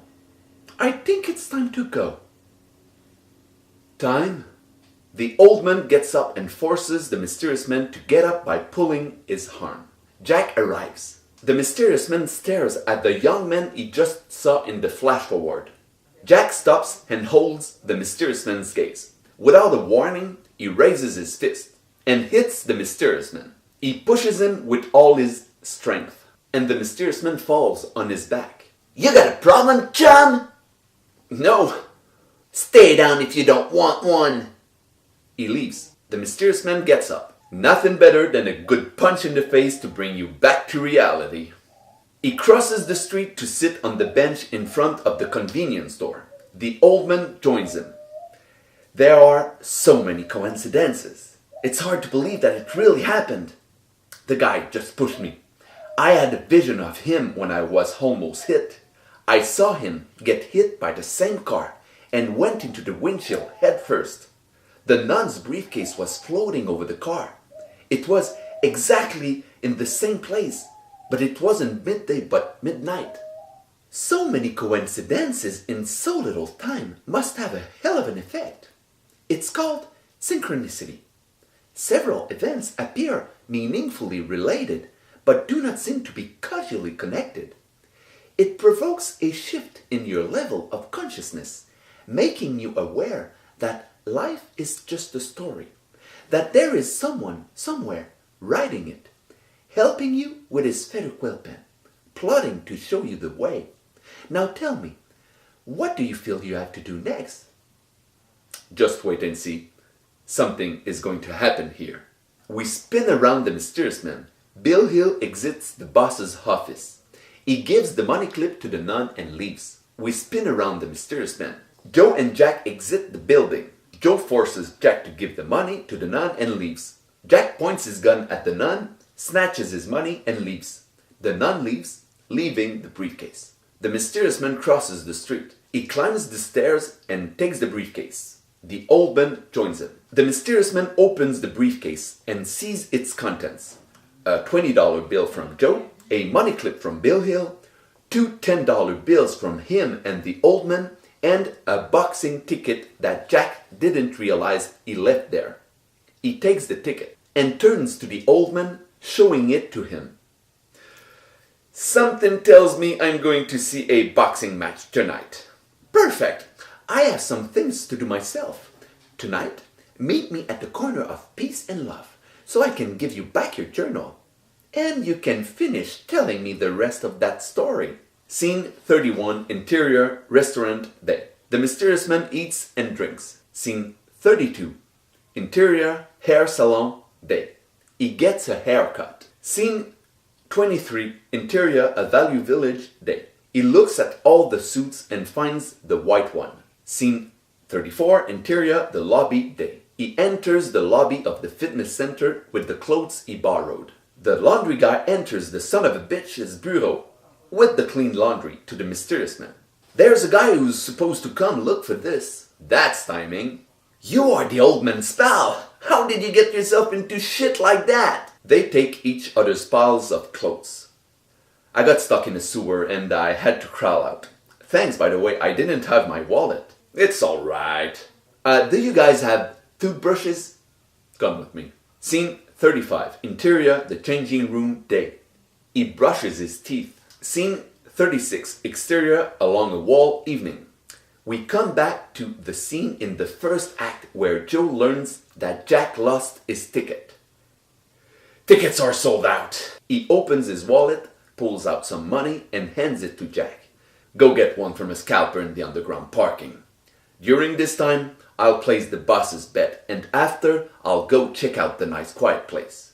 If you don't have time to meet me, I'll tell the guy to wait for you at the entrance near the first column, so he can show it to you too. After that, meet me in the stands. He walks away from Jack, but stops suddenly. He takes out his ticket and a pen. He turns, walks back to Jack, and takes his wrist. He rolls up Jack's sleeve and writes down the ticket number on his arm. Joe leaves without seeing that the mysterious man observes him. The mysterious man follows Joe. Scene 37, exterior, the bookies building, evening. He arrives in front of the door and knocks a few times. The doorman watches through the people and opens. You're working double shifts? Don't tell me about it. Jackass not with you? Don't tell me about it. They enter. The mysterious man looks at his watch. The hands spin rapidly. Joe leaves without the black briefcase. Did you remember the tape? We are at the age of Blu-ray, my friend. I had to come back later to introduce him to the bookie. When he's gone, we'll drink a beer and watch it. Scene 38, interior, the lobby of the stadium, evening. Joe enters and gives his ticket to the attendant at the turnstile, who tears it and gives it back.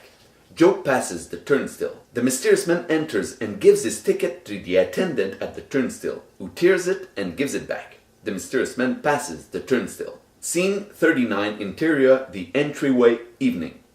Joe goes to the ringo, who is waiting beside the column. The song A Sexy Lady continues. The mysterious man continues on his right and leans against a column not too far. Joe goes with the ringo. The mysterious man watches them leave and looks at his watch. The hands spin rapidly. Joe and the ringo come back. He continues walking. She stops. The mysterious man goes to her. What are you doing here? This couldn't be a simple coincidence. He shows her the ticket in guise of a response. She seems to figure something that does not please her. Now I know your name, Jack. She turns and leaves without letting him speak. You're late. I have better things to do than wait for you. He catches up to her. Scene 40, interior, the nice quiet place, evening. Doesn't look like Joe likes you very much. He called you jackass. The two stop at the door. He watches her as she presses the button to unlock the door. He sees the button she pushes. He looks down at her as she walks in front of him. His attention is captured by the necessary materials on the floor. It took me a while to understand the plan. The coach owes $50,000 to the boss, so they fixed the fight. If MC doesn't fall in the third, you and Joe will go kill him. How did you find out? You'll put on the dry suit, kill the guy in the tent as to not make a mess, cut him into pieces, wrapped into 4 suitcases, unseen and unknown. We realize by his reaction that she is teaching him. I just wonder what the deal with the condom is. How do you know how much money he owes?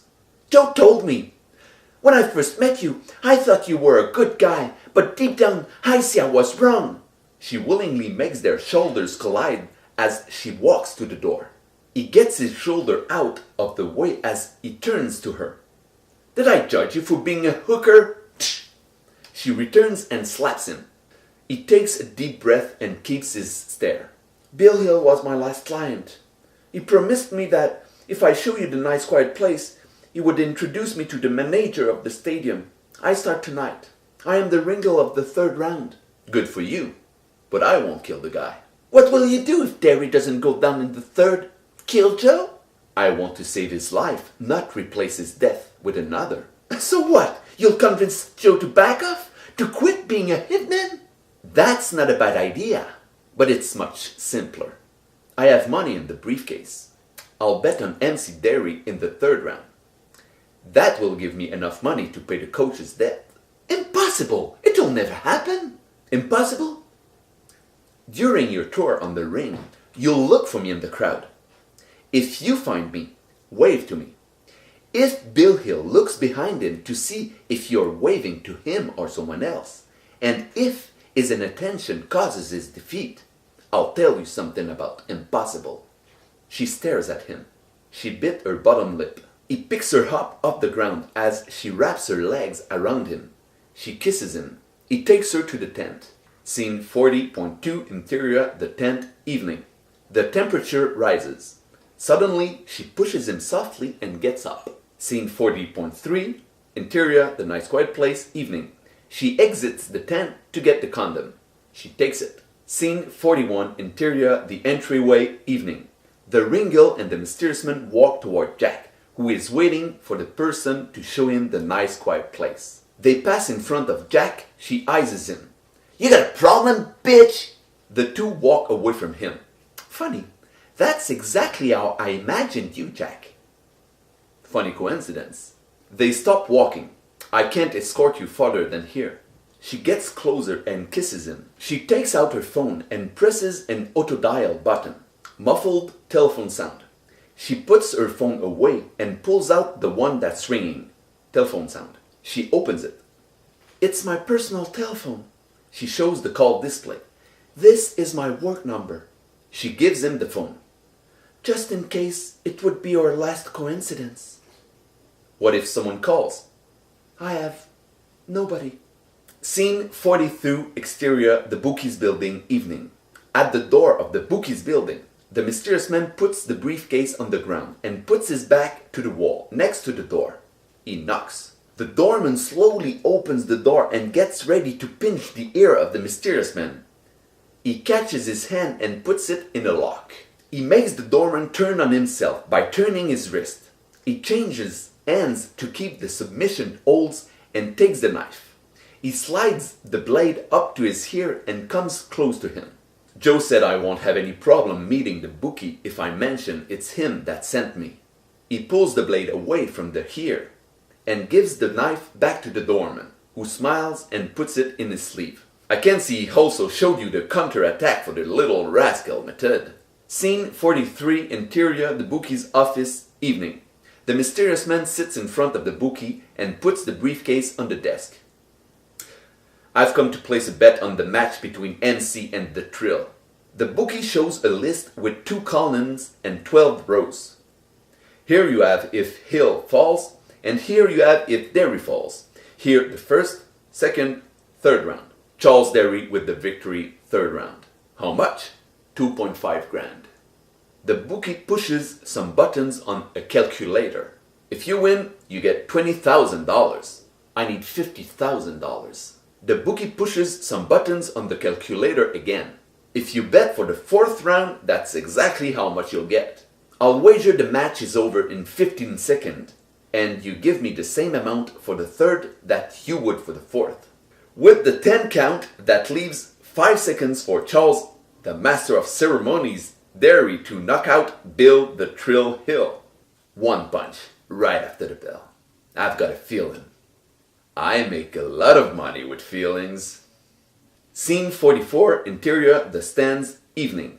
The mysterious man arrives in the stands and sits next to Joe. Scene 44.2, interior, the ring, evening. The boxers and the coaches arrive. Scene 44.3, interior, the stands, evening. The mysterious man watches Joe pulls out his cell phone and dials the boss's number. The client is here. Joe closes his phone. So, you're here for business, It's none of your business. A few seconds of silence. Who do you think will win? You gotta be a real jackass to believe that Dairy Queen will win. It's funny you should say that. I bet on him for the third round.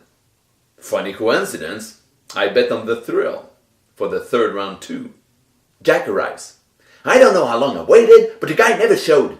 He should have something better to do than wait for you. Sit down, the match is starting. Scene 44.4. Interior, the ring, evening. The ring girl climbs into the ring with her placard for the third round. She does her round and looks into the crowd. She exits the ring through the ropes and looks one last time at the crowd. She sees the mysterious man waves to her. She waves back. Bill Hill wonders if she is waving at him or not. He turns and the mysterious man makes the sign of the cross. Bell marks the debut of the third round. Charles Derry throws a punch at his adversary, who falls to the mat. Joe gets up, looks at the mysterious man leaving, and makes a sign to Jack so he follows him. Official 1, 2, 3, 4, 5, 6, 7, 8, 9, 10. Ding, ding, ding, ding, ding. The ring girl exits the ring. Her phone rings. Hey! Everything is impossible. And everything is. The dial tone sounds. She smiles and turns to the coach. Joe and Jack arrive behind him. Scene 44, exterior, the bookies building, evening. The mysterious man exits the bookies building with the briefcase in hand. Scene 46, interior, the nice quiet place, evening.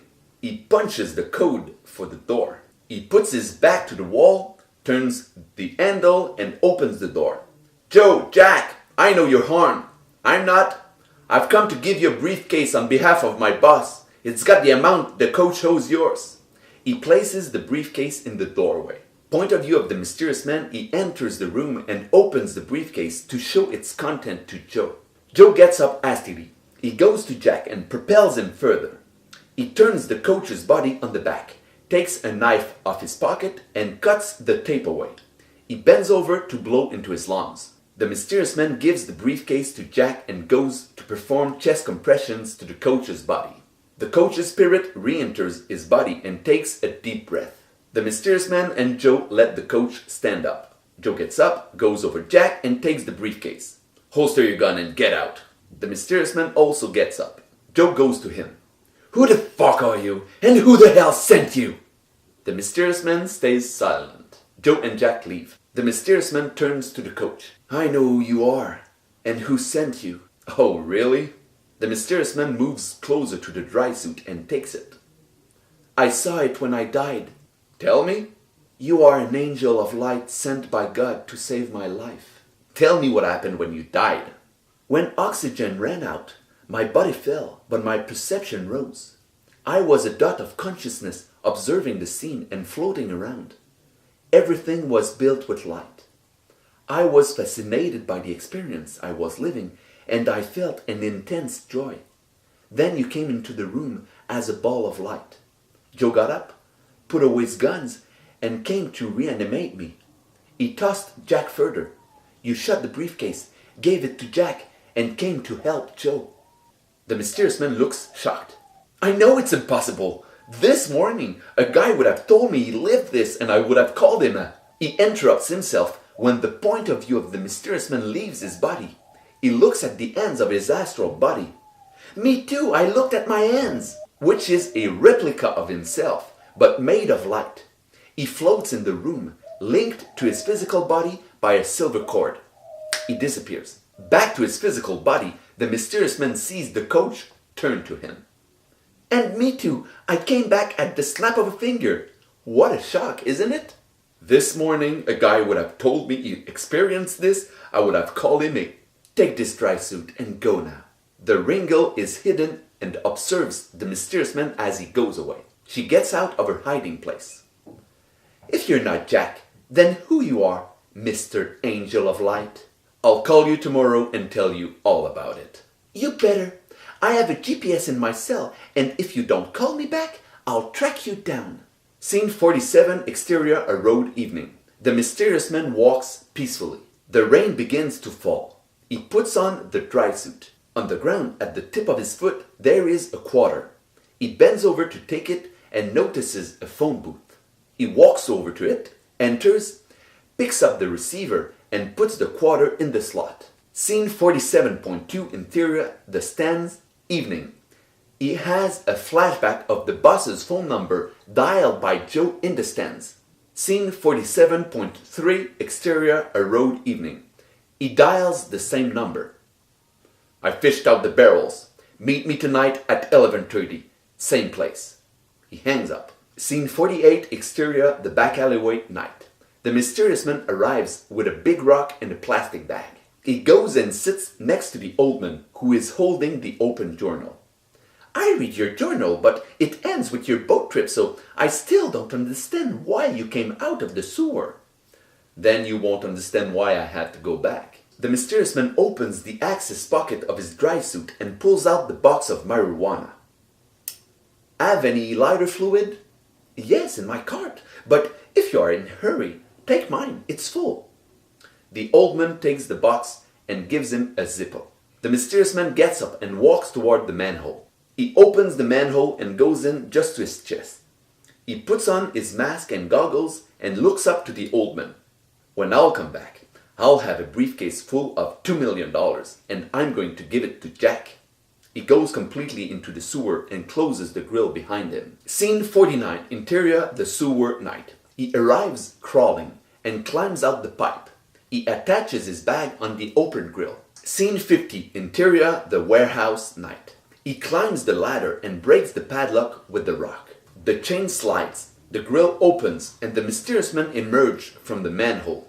He takes off his dry suit and notices the fuse box. He puts his finger on the switch of the light circuit. The circle of light goes out. The garage door opens. Joe's car enters and the door closes. Joe turns off the car, exits it with the briefcase, and walks blindly to the light switch. Leave the light on. Is that so hard to understand? Fucking jackass. The circle of light lights up. In a flash, Joe disappears into obscurity. If I wanted to kill you, you'd be dead already. The mysterious man enters into the light. Joe follows immediately, pointing his gun. He puts down the briefcase and holsters his gun. Who the fuck are you? For the moment, who I am is not important. What's important is the reason I'm here. You're right, where's the mind candy? It's not the reason. It's the pretext. Well, what's the reason? My boss wants you to work for him. I already have a boss. Not the kind of boss who writes a letter of reference, Why should I abandon everything I know just to follow you? Because you'll never be at peace if you continue on this path. What would I do? You could do whatever you want. Too good to be true. I know, yet. Let's just say I do follow you. Now what do I do? First, you give me the briefcase with the 2 millions. Next, you call your old boss and tell him you gave me the briefcase without receiving the barrels. Joe pulls out his gun and puts it to the forehead of the mysterious man. How do I know your boss exists? Could be a double cross just to get the 2 mil. He holds his gaze as a response. I could kill you and keep the money. It's not one of your options. Joe takes off the safety and racks the slide of his gun. Killing me is not an option, because you can no longer hide from the way you feel when you do bad to others. Joe looks at the mysterious man intensely. He disarms his gun and puts it back in his vest. He pulls out his phone and dials. A phone rings. Boss! The dealer didn't have the barrels. He forced me to give him the money. Goddamn piece of motherfucker! Cunt! Asshole! The bottle is broken, the dial tone sounds. He's calling Jack to give him orders to kill you. Next, he'll call you to give you a rendezvous. We turn around them in an accelerated silence that lasts the time between the scene 7.3 and 7.6. The two look at one another without saying anything. Joe's phone rings. Joe. Excuse me, Joe. I'm a little edgy. It's a lot to take in a little time, you know. The barrels in the water, MC Dairy that makes me lose money. The coach just gave me what he owes me, and now 2 million lost. But it's okay. It's all okay. Just come and see me, and we'll have a nice little talk. Joe puts his phone in his inside pocket. How do you know all of this? Intuition? Joe bends over and takes the briefcase. He gives it to the mysterious man. Now what do I do? You let me go with the 2 million and wait for the signal. When you receive it, you go to the meeting set by your ex-boss. To get killed? The mysterious man backs up. Next, meet me at the corner of peace and love. He lifts his arm, gives a peace gesture, and disappears into obscurity. You tell me to wait for a signal and you don't tell me what it is. When you'll receive it, you'll know. He puts on the dry suit and enters the sewer. Scene 51, interior, the sewer night. He goes to the pipe where he ungs his plastic bag and puts the briefcase inside. He enters the pipe. Scene 52, interior, the manhole night. He crawls to the manhole of the back alleyway. He climbs the ladder and stops on top. If a man comes out of that sewer dressed in a dry suit with a briefcase with $2 million in it, what would you do? What would I do if a guy came out of that sewer with a briefcase with 2 large? I'd kill him and take the cash. And then what? With 2 large? I'll tell you exactly what I'd do. I'd get myself a boat and I'd go way north, up in Canada where no one lives. I'd build myself a nice log home and live off the hunt. Would you still kill people? I wouldn't even see anybody. Only my dogs. So, if a man comes out of that sewer in a dry suit with $2 million in a briefcase, you become a marvelous man. It's not worth talking about it anyways. It's impossible. What's impossible, Jack? A man coming out of the sewer, or you becoming a marvelous man? Okie dokie. Thanks for the drinks, thanks for the doobie, but I'm too drunk and too stoned. I forget what we were talking about while we were talking. We were talking about that. The mysterious man lifts the grill and opens the manhole. He takes the briefcase out and climbs out. The mysterious man voiceover. Coming out of the sewer at this precise moment. Scene 53, exterior, the back alleyway night. The mysterious man is writing his story. Mysterious man voiceover produced a strong effect on Jack that made him ask if all this was real or not. Scene 54, exterior, the back alleyway night. Are you an hallucination? No, Jack, I'm real. The mysterious man voiceover. A fracture opened in his spirit, interrupting the incessant thought processes of which Jack was usually deriving his sense of identity. All that was left of him then was his pure conscience, liberated from his self-image.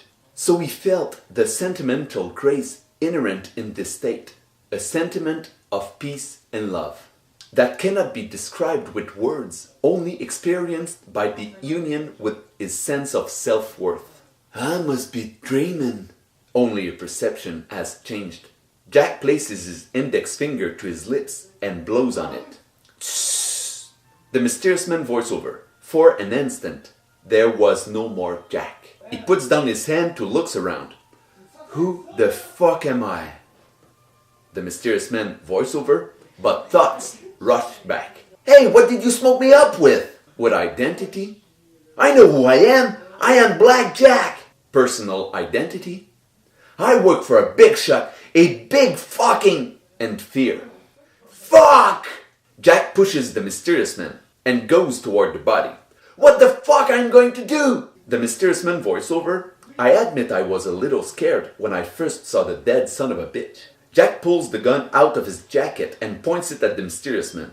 I'm late and it's your fucking fault! Jack drops the briefcase and puts his hand in his jacket. Yeah, it's your fault. You're gonna pay. He releases the empty clip. The mysterious man voiceover. I was scared also. Jack pulls a full clip out of his jacket, reloads his gun, and racks the slide. The mysterious man voiceover. When he pointed a loaded gun at me. Jack points his gun at the mysterious man, who turns to the old man. I'll tell you why I'm late. 3 guys attacked me. I had to kill them. My boss will know it's true when he reads the morning papers. He looks at him anxiously. The mysterious man voiceover. Because I don't know myself enough yet. The old man places his hands together to pray, softly closes his eyes and smiles. To not be rattled by death at all. Jack looks down. The mysterious man voiceover. But Jack had a brief glimpse of who he is. Old man voiceover. Become who you really are. Jack looks up and his expression goes from anger to peace. The mysterious man voiceover. And something in him must have changed forever. He stops to point his gun by lifting it a little. I could have been attacked by only one guy. He quickly points it again. But it's because you didn't disrespect me. The mysterious man voiceover. But not fully. The old man approaches. Okay, go now. You have an appointment. Jack takes a few steps back and gets out of the shot. It's too bad that his date is with death. Well, the bad guy must die at the end of the story. The old man returns and sits. The mysterious man follows him. He sits. Joe is coming with the briefcase. I convinced him to leave his job and I had to find him a new boss. Before he gets here, tell me what I have to do, but after, you finish writing your story. He gives him his journal. Scene 55, exterior road of Joe, night. Joe drives his car full speed. Scene 55.2, exterior road of Jack, night. Jack runs with the briefcase. Scene 55.3, exterior the road of Joe, night. We alternate between Joe's car.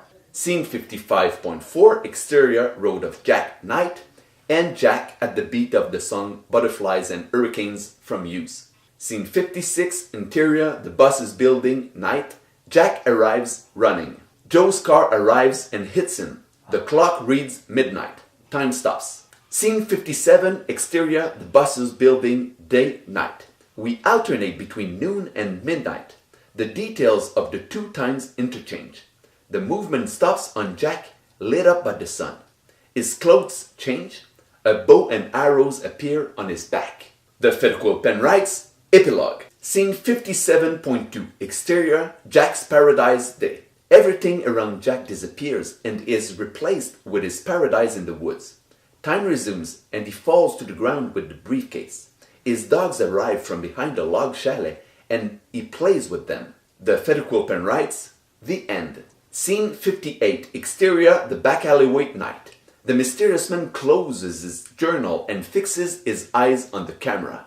The old man arrives with the briefcase in hand. Oh, you just finished writing your story. Great! He sits next to the mysterious man who passes him his journal. I wrote down a happy ending. The old man takes it, but the mysterious man holds back. Before, I want to know what happened with Joe. Scene 59, interior, somewhere on the road, night. Joe stops the car. The doorman sits in the back and they go away. Old man, I'd like to introduce you to my best friend, Augustin Butcher. This guy is the best I know. Quick, efficient, and the good thing about him, when he has no contract, he likes to play the doorman. So when can we meet the new boss? Oh, yeah, it's because in reality, there is no new boss. Scene 59.2, exterior, somewhere on the road, night. The car stops. Screeching of tires. Scene 59.3, interior, somewhere on the road, night. Joe looks at the old man, threatening. You have been tricked. The mysterious man used the word boss metaphorically, meaning the power of the universe that synchronizes and pervades all things.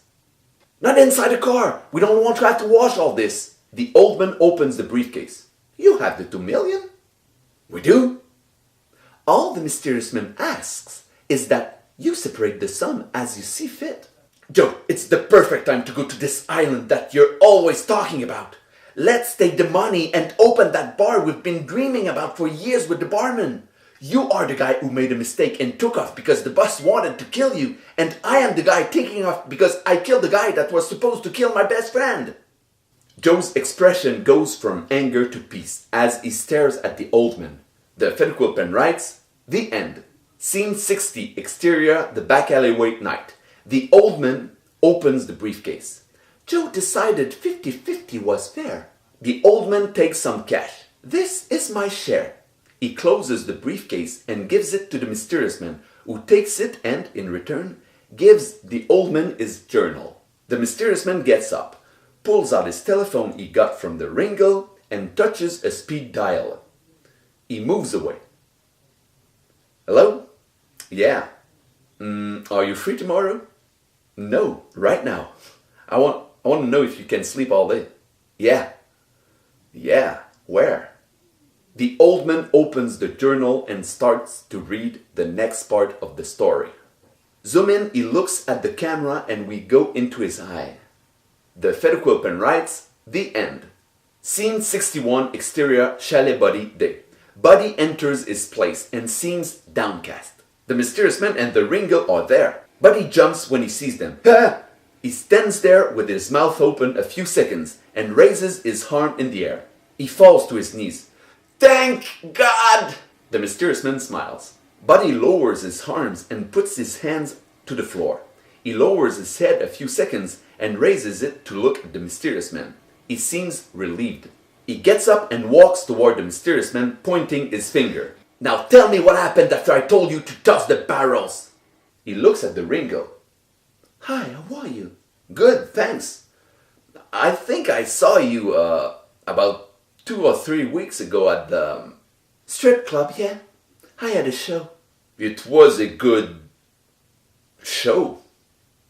He looks at the mysterious man and waits for a response. Before that, I want you to tell me what happened with the Coast Guard. Scene 62, exterior, on the boat, night. Buddy is on the bridge and he looks in front of him. He turns and looks rapidly at the place where the barrels were thrown. He does a double take as he notices something. He sees the inclined deck without the barrels on it and the open door. He goes to it, lowers the deck and closes the door. Idiot! Prepare yourself to be boarded! The Coast Guard boat approaches Buddy's boat. The Coast Guard officer number 1 and 3 others, each holding a big cable with a grappling hook, jump on Buddy's boat and fix the hook on the hull. The 2 boats are shaken when the cables are stretched. They come closer until their hulls touch. The Coast Guard captain jumps onto the boat and the 4 others stand beside him. They were huge. The 5 men becomes extremely muscular. Are you the only person on board? Yeah, but why do I have to deal with American Coast Guard? The 4 other officers get closer to the captain and fold their arms. As long as you are in American waters, you'll have to deal with us. Impossible! I was 43.5 degrees north, 78 degrees west when I turned north. Night fell. Show me your compass. You 4, search the boat. The 4 guards acquiesces and disperse. The officer number 1, armed with his flashlight stick, opens the door that leads to the hull and lets the 3 others pass, also armed with their flashlight sticks. The officer number 1 follows and closes the door behind him. We see the compass. This compass reads south instead of north. Shit! That means I have 50 kilometers until I get home. Maybe it has something to do with the fact that we couldn't get you on our radar? Perhaps. The captain looks at Buddy suspicious. At least you have a radar jammer. A radar jammer doesn't exist. The other guards arrive from the hull. Nothing abnormal in the hull. We'll escort you back to Canada. Thanks for the escort. It's kind of you. If I find you south of the border again, and for some reason my radar doesn't find you again, you'll find I'll be a lot less kind. Scene 63, interior, the hull day. Buddy goes downstairs to the hull. You should have closed the door and lowered the pitch before you hid. He falls on an armchair. You can come out now. We are in Canada. Hey, wake up, buddy. I remind you that I just lost $2 million of pure THC powder. You're supposed to tell me that it's not that bad. Buddy gets up and goes to the hiding spot. Hey, fucker! He opens the panel and finds the mysterious man isn't there. Scene 64, exterior, chalet Buddy Day. At this moment, I panicked. It happened that way because it had to happen that way. Oh, something big happened. Only synchronicity can open a mind like yours. The mysterious man opens the briefcase. He pivots it toward Buddy. His jaw drops as he sees what's inside. The mysterious man takes a wad of money. This is mine, the rest is yours. Buddy seems to try to say something, but he's unable to. The fiddle pen writes, the end. Scene 64. Interior, in a bed, day. In a bed, the mysterious man and the ring girl are lying beside one another. She watches him as he sleeps. He opens his eyes and looks at her. They silently gaze at each other's eyes for a few seconds. What happens now? Now, breakfast. She smiles and they kiss. Fade to black. The fiddle pen writes, the end. 1 second later, the fiddle pen adds RE is no following V and 3 dot following end, leaving on the screen, there is no hand.